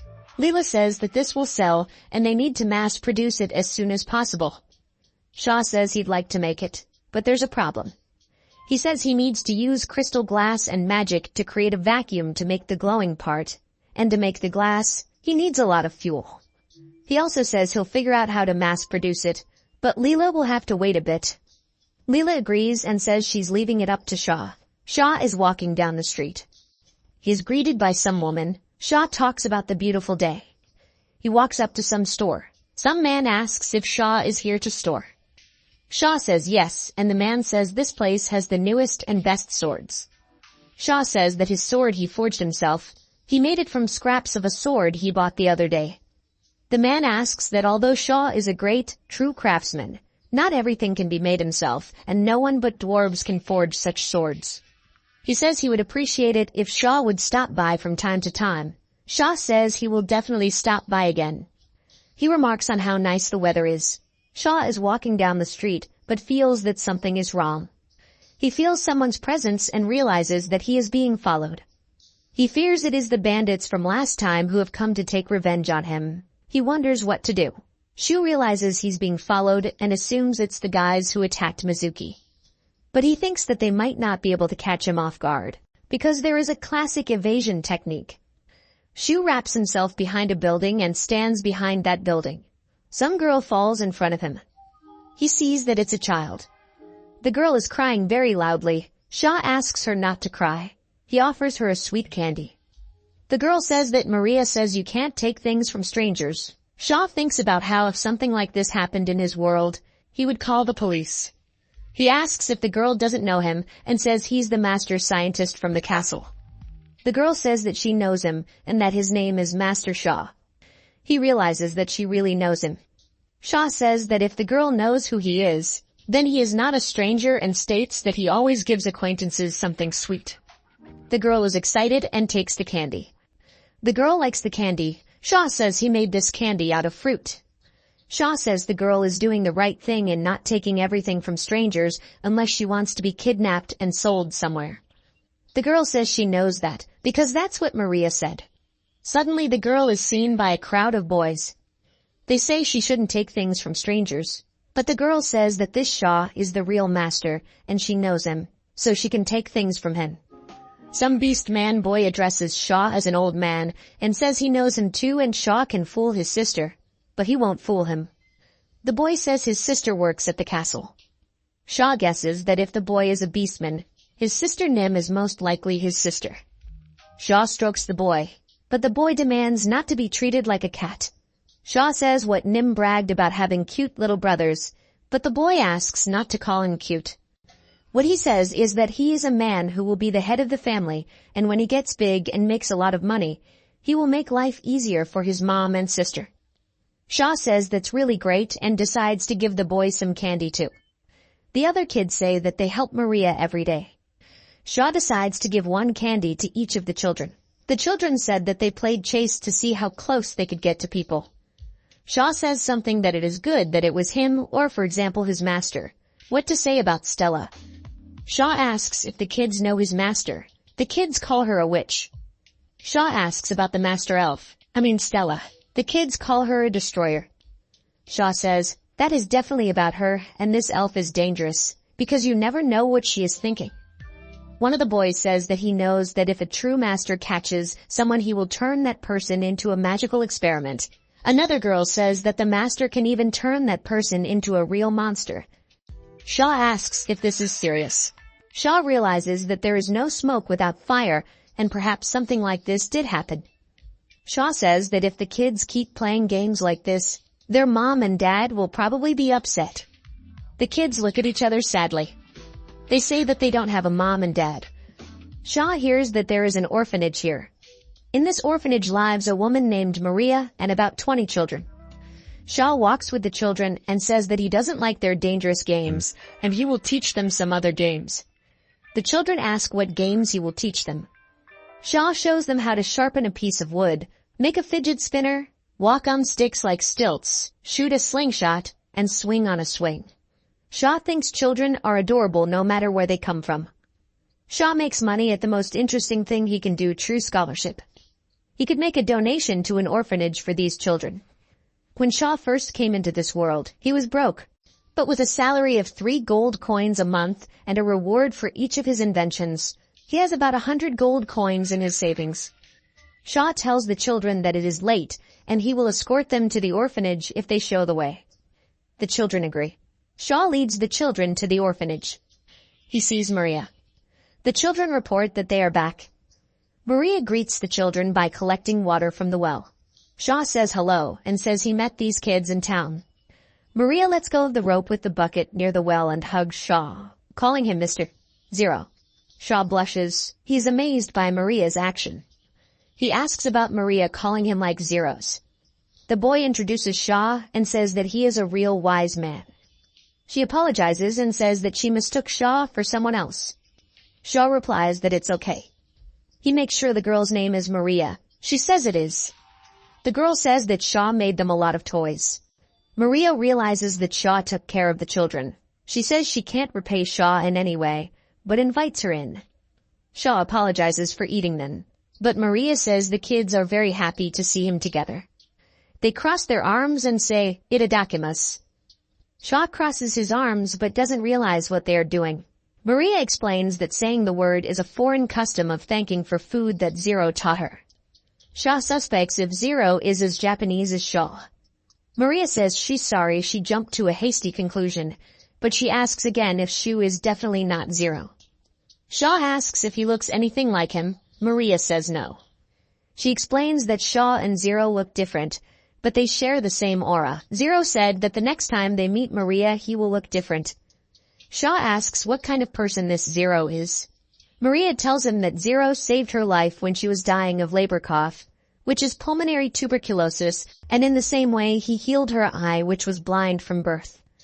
Shaw did not know that such a thing was possible, and he wondered what kind of person this Zero was.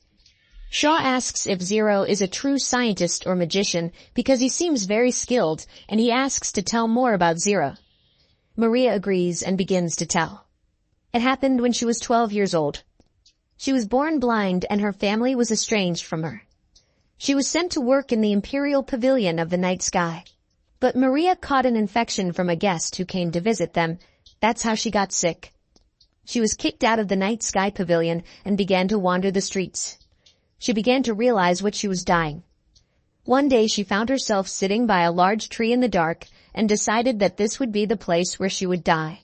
And just as she was about to take her last breath, a man came up to her and asked her if she wanted to live. She thought it was God coming for her and answered as if a bright light had illuminated her. Mary said yes. The next time she woke up, her cough was completely gone and something had happened to her eyes. Shaw says that it looks like God himself came for Mary. Mary agrees, but says that Zero claimed that there is no God in this world. He said that even if they think there is a God, it's just a being whose knowledge and technology is too different to understand it, or a being who is deceiving them. Shaw says he agrees with that statement and asks what happened next. Maria reveals that Zero advised her to live with a master at the orphanage. In living with Master Zero and the other children, Maria had many happy days. But one day Zero told Maria that he was going back to a distant, foreign land, and as she ran after him in tears, Zero told Maria to take care of their connection, and if that connection existed, she would see him again. Shaw asks what is meant by the word bond. Maria reveals that Zero told her that it means a fated connection or soul connection. Shaw thinks that's what he knew. Shaw realizes that this Zero must be Japanese, and it turns out that someone else besides Shaw came into this world. Maria says that believing in the day when she would meet Zero again, she decided to cherish their connection when she met him. She also says that the teacher passed away 2 years ago, and she hopes that she can pass on the teacher's bond to these children. Shaw says that he is not a man named Zero, but Shaw promises to do his best. Shaw places the same bamboo tube on the orphanage well as he did at Rubia's well. The children play with the same bamboo toy that Leela shot with. Shaw shows Maria a flashlight. They taste his food. Maria says that Shaw is very kind. Maria says she doesn't know how to thank Shaw. Shaw hired a carpenter through Rassel to repair the building.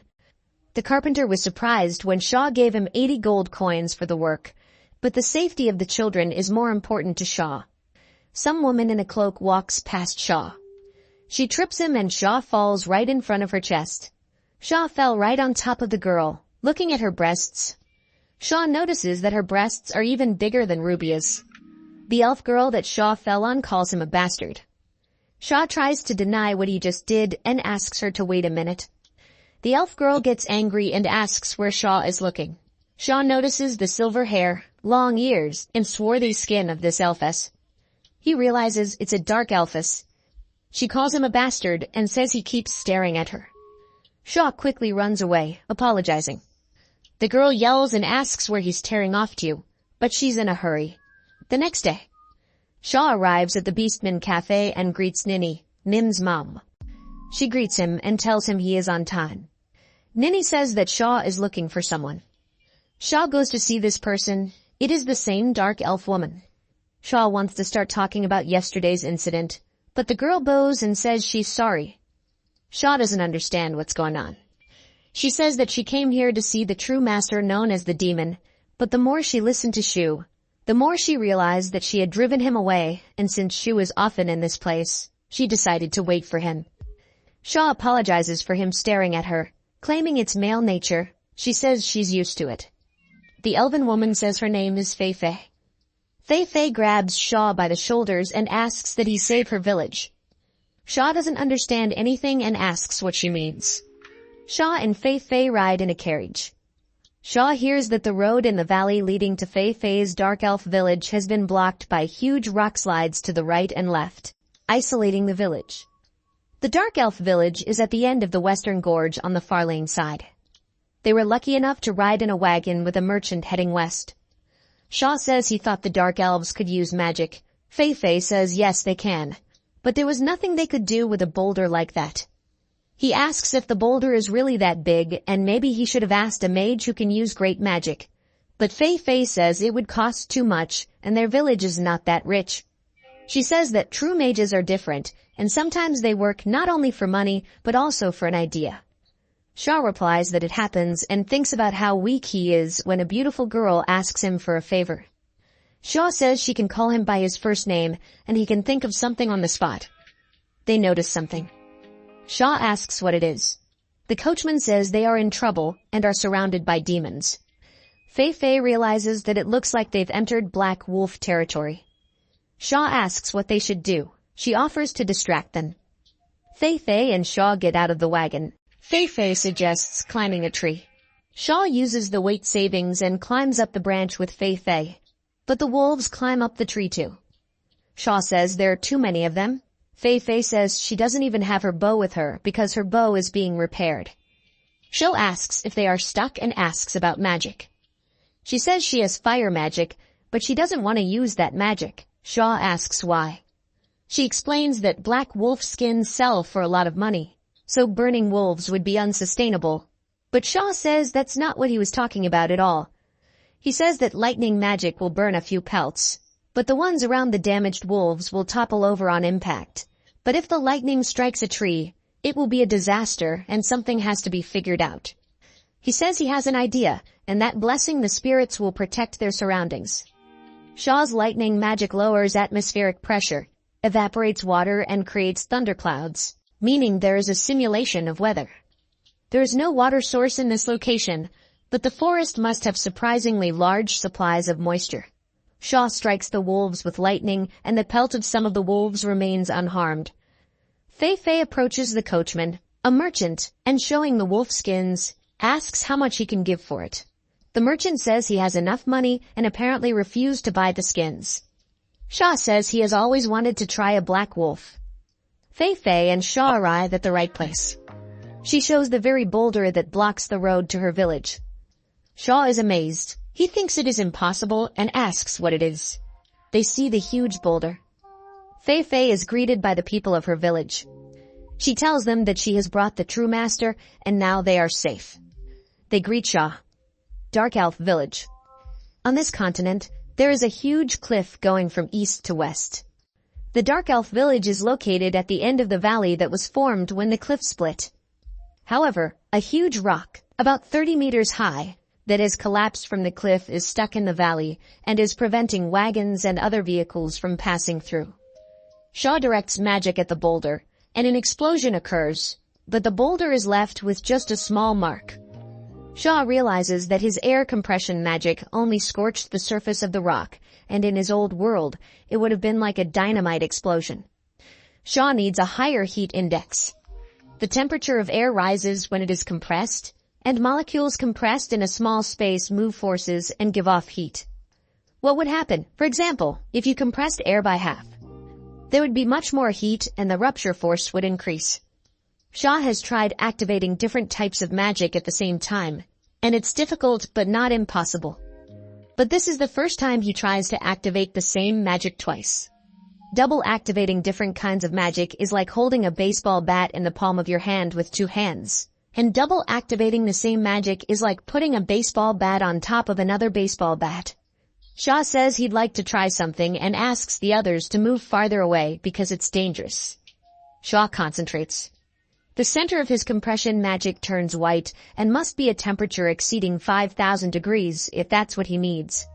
Shaw directs this stream of magic at the stone and notices that the stone is starting to melt. He continues to direct this magic even deeper into the stone. But something leaks out of the stone. Fei Fei is surprised and says that it looks like the molten stone is erupting. Shu thinks about the fact that it was close, and it was dangerous to let down his guard even for a second.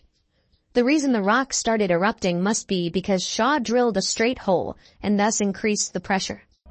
Shaw goes down. Shaw opens his eyes and sees Fei Fei, who asks if he is okay.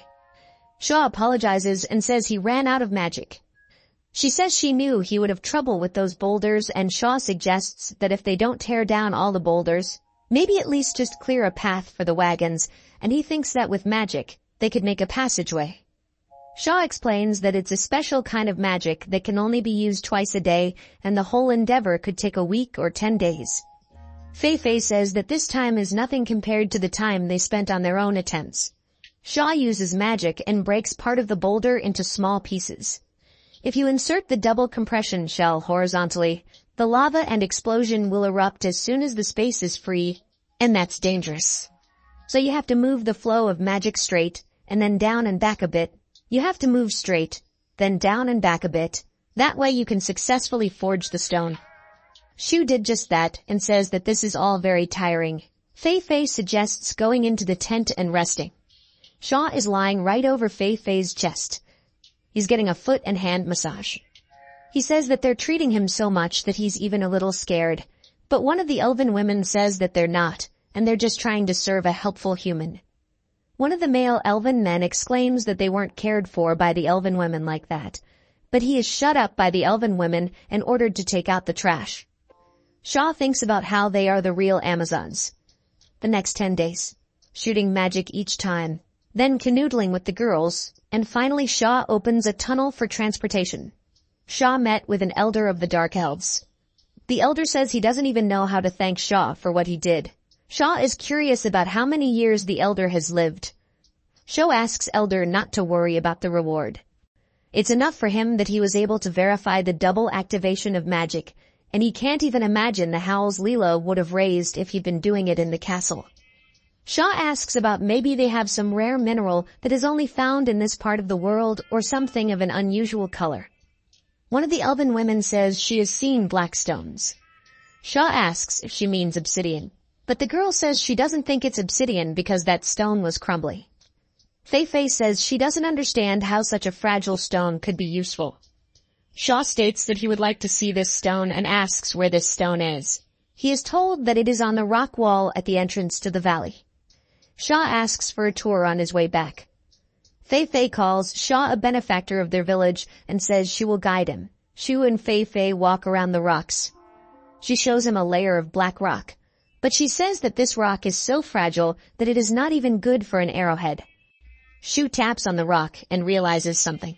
Shu drops a piece of stone and reaches out to pick up the piece, but the piece of stone starts to burn. Fei Fei is surprised that this rock is on fire.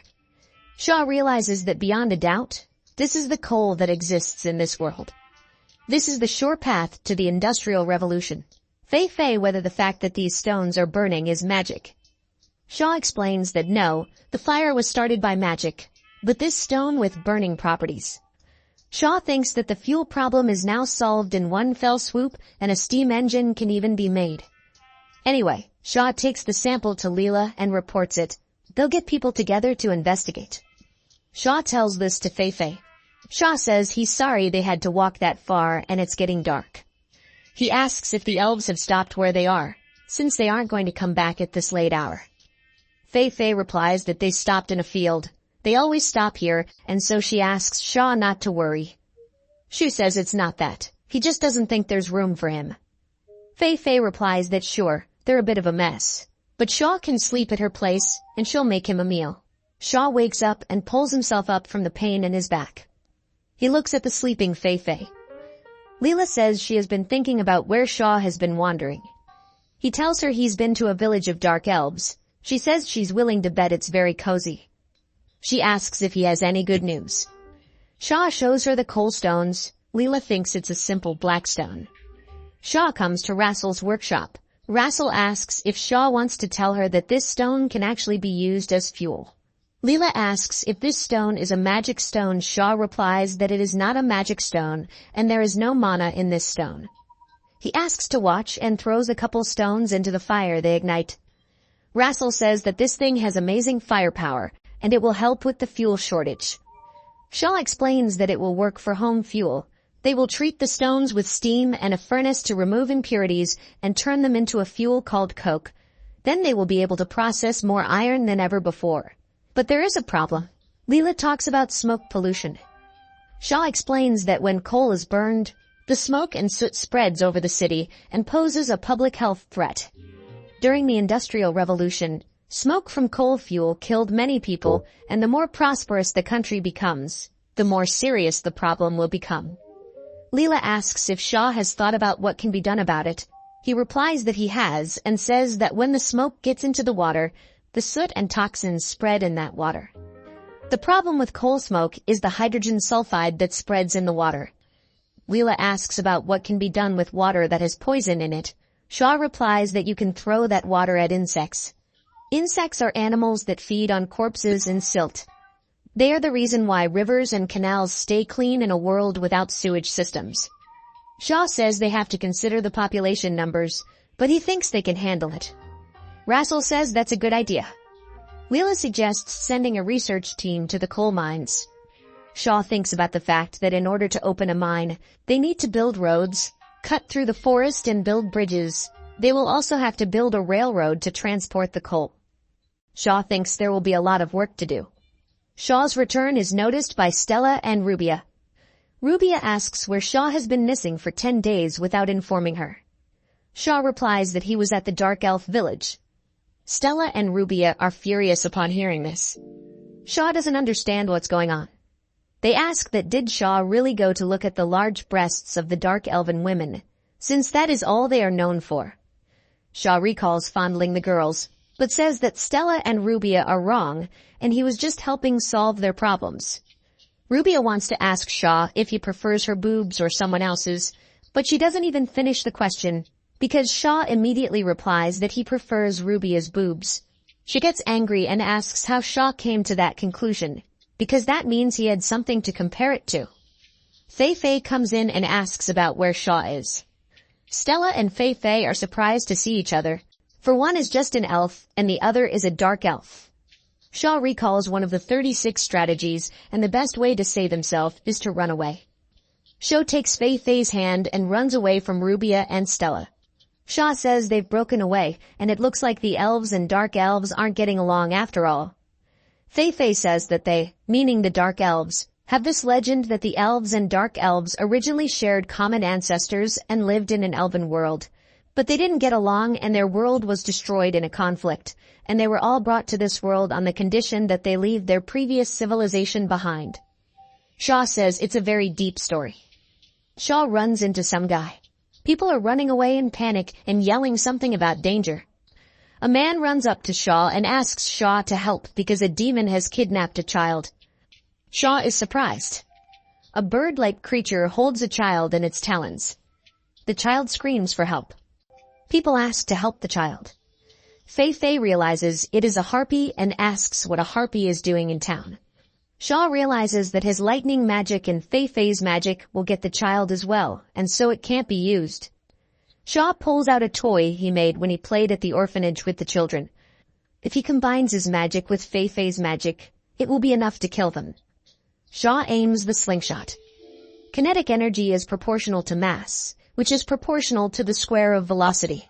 The heavier the bullet, the more powerful that bullet is, and conversely, if you increase the velocity with magic that reduces weight, the power will increase. And if you turn off the magic just before the bullet hits the target, Shaw is confident that this bullet is capable of blowing a person's head off. Shaw throws the bullet at the monster, but realizes he needs to do it again. The bow is fired by some man who yells for this monster to let go of the child. Shaw thanks him for his help. The monster growls. Fei Fei states that the monster is going to attack and drop masonry on them. The people are asked to get inside the building. The monster begins to attack. Shards of stone fly at Shaw, but Stella stands in front of Shaw and Fei Fei and uses a magical shield to protect them from the attack. Shaw says it's awesome. The shield doesn't block the view, but completely blocks physical attacks. Stella claims the shield can even block dragon fire. Shaw thinks about how it works and whether photons can really go through the shield. So the defense doesn't work against lasers, microwave magic, or heliostat attacks that collect sunlight. That's also how Rubia came in, who says it's troublesome. She tells Shaw that he'll probably get hit and asks him to back off. She's gonna have a blast. But Shaw stops her and says there are children here and she can destroy the whole town. Rubia says some sacrifices will have to be made. Fei Fei is going to do something. Fei Fei jumps on the balcony to the man who shot the monster with the bow and helped Shaw. She takes his arm from him and is about to shoot. It hits right in the fingers the monster is holding the child with. The monster screams and lets go of the child. The boy falls and Shaw runs to catch him using weight reduction. Shaw catches the boy in his arms, bounces him off the roof and falls next to a house with a woman standing next to it. Shaw gives the woman the child and tells her to worry about him and to get inside the house faster. The monster takes off and attacks Shaw again with stone shards. The shards hit Shaw. Stella and Rubia shout his name. Shaw falls down. Shaw is hit by shards of rocks that were attacked by a monster. His name is Fei Fei. Shaw's cell phone is broken from being hit by the rocks. Flashbacks of Shaw making a video take place. He greets his audience and says that he is from the Channel King of Inventions. He shows what he has and says that today he will start assembling an alarm clock that works by itself. But he notices that his recording has stopped halfway through. He sits down at his computer to work on the video. He drinks energy drinks and uploads the video. He asks for subscriptions and likes on his videos. Shaw sees that he has 12 views and 3 subscribers. He says that the number of subscribers is growing and there are even comments under the video. He thinks about what he should film next and he will definitely buy himself a proper camera someday. Someone calls out to Shaw. He opens his eyes abruptly. Standing around him are Stella, Rubia, and Fei Fei. They say he was shot in the chest and Rubia will start treatment right away. But Shaw claims he's fine and there was something in his inside pocket that saved his life. Rubia asks why Shaw is so reckless. He gets up and asks where the harpy is. He is told that the harpy is on alert. Rubia says they've already saved the baby so the harpy can already just blow it up. But Shaw says they can't do that and they want to minimize damage to the city. Rubia asks about what they should do now. Shaw states that he has an idea, but he's not strong enough to put magic on a creature that size, so he needs Rubia.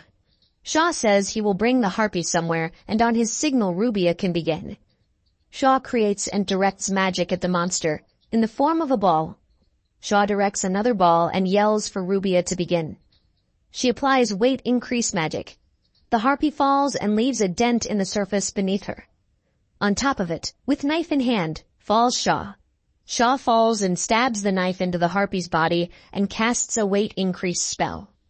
Shaw sticks the knife deeper and deeper into the monster's skin. Shaw stabs the harpy, and it looks like the harpy is dead. Rubia asks if they are done with it. People yell Shaw's name and that he defeated the harpy. Stella says that it's not often you come across such a fresh harpy corpse, and it's valuable material. She will order that the corpse be brought to the castle. The boy's parents are happy to see him and embrace him. Leela arrives in a carriage and asks if Shaw is okay.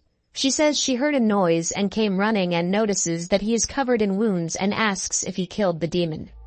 Shaw replies that he didn't do it alone, and that Rubia, Stella, and Fei Fei, as well as the master of the armory, also helped him, and Shaw says that he is immensely grateful for his help. Leela declares that in honor of this brave act, she will give 2 gold coins to this craftsman, but she just continues to stand there. Shaw asks if Leela wants him to give this master those 2 gold coins. Leela says she doesn't have the cash with her. So she also thanks Fei Fei for helping Shaw and asks her to stop by more. Fei Fei fights with a sword-fighting knight and snatches the sword from the knight and points the sword at him. Leela looks at this and says she thinks her skills are beyond question. Lumenes asks if Leela is sure of this and talks about the dark elf people. Leela replies that it is true, and although they knew of the existence of villages in their territory, the dark elves are not official citizens of these lands. But she says that they are willing to hire the best and brightest. She has heard that they have done much to protect Shaw and ensure that no harm comes to the city. Leela says that Mizuki just left for the Empire and Fei Fei can take her place as Leela's escort. Fei Fei asks if that means she will be paid and Leela says yes. Shaw says he's happy for Fei Fei and she says that for a dark elf, Serving at the castle is just a dream come true, and she thanks Shaw. Leela, touching her breasts, says she will regret it after a while. Shaw walks into the workshop. He looks at the table on which his broken phone is lying.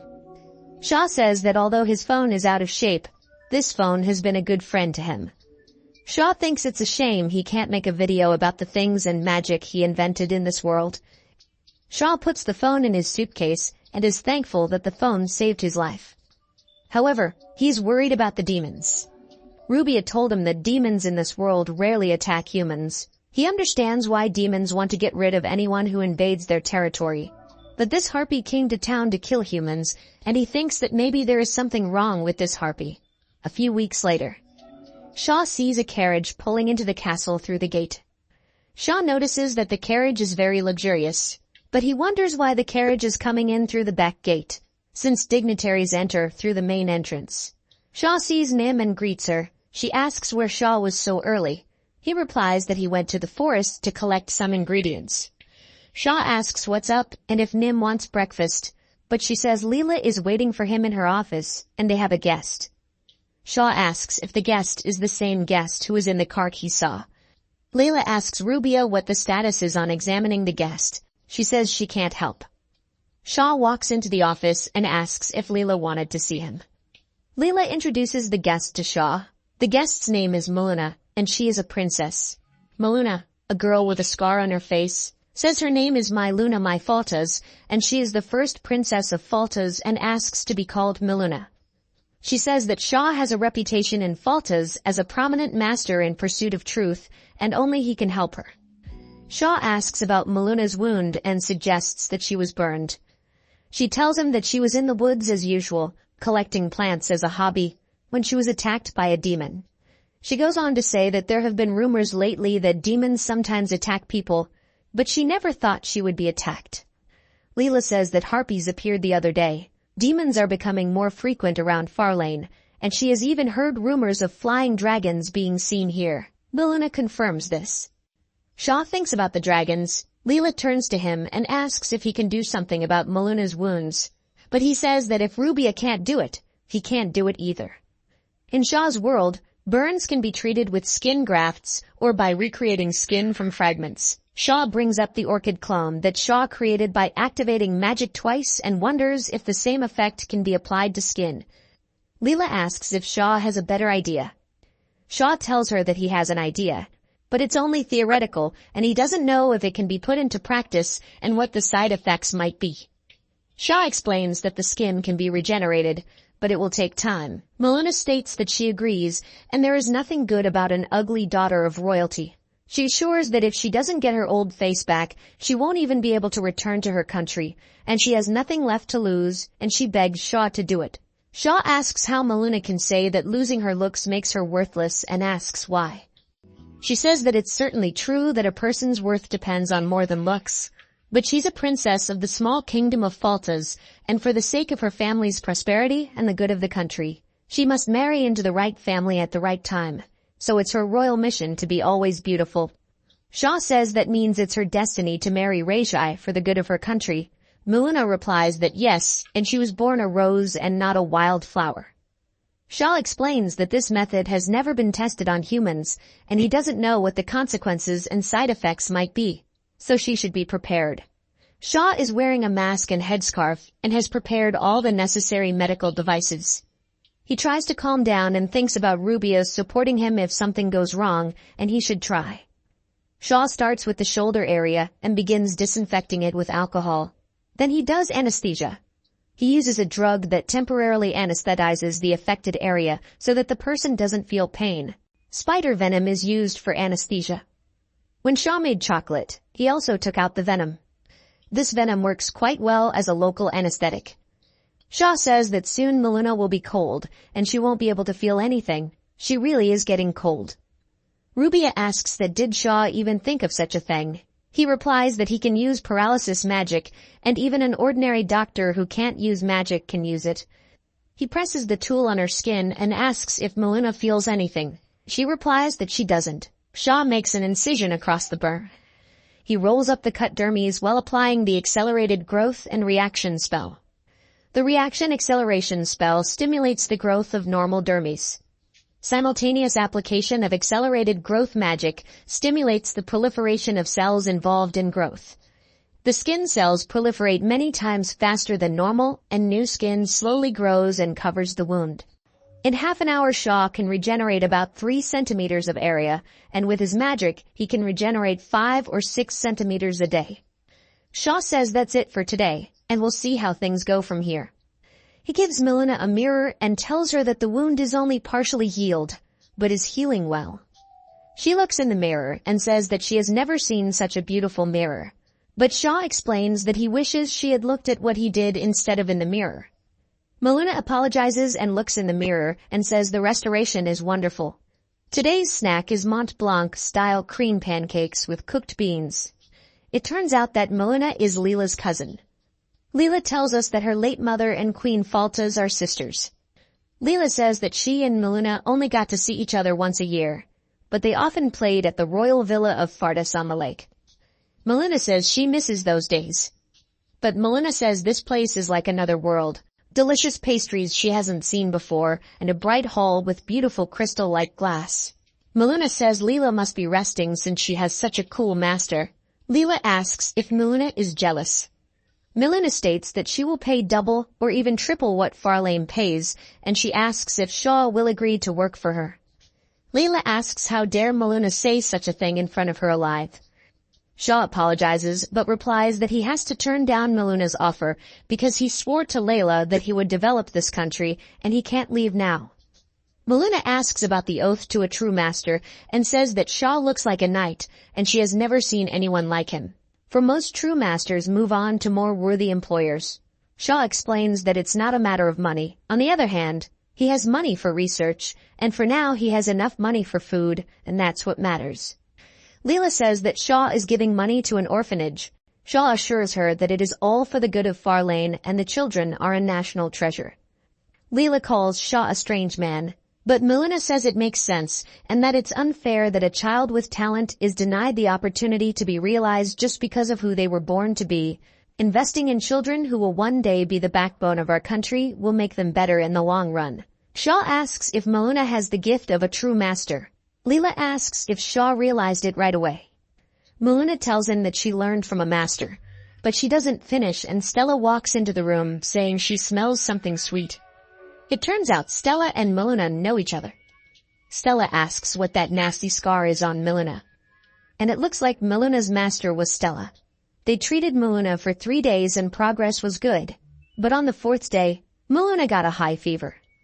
The cure was to regenerate the skin by forcibly accelerating the body's natural healing powers, and this requires a commensurate expenditure of energy. Miluna needs rest. Someone's calling the show. Shaw enters the room where Layla and Miluna are sitting on the bed. They ask him to tell them the story again. He asks where he left off. The girls reply that the hero will now mourn his unfulfilled love. Shaw asks how Miluna is feeling. She replies that she is much better. Slowly but surely, Miluna's burn scars have healed.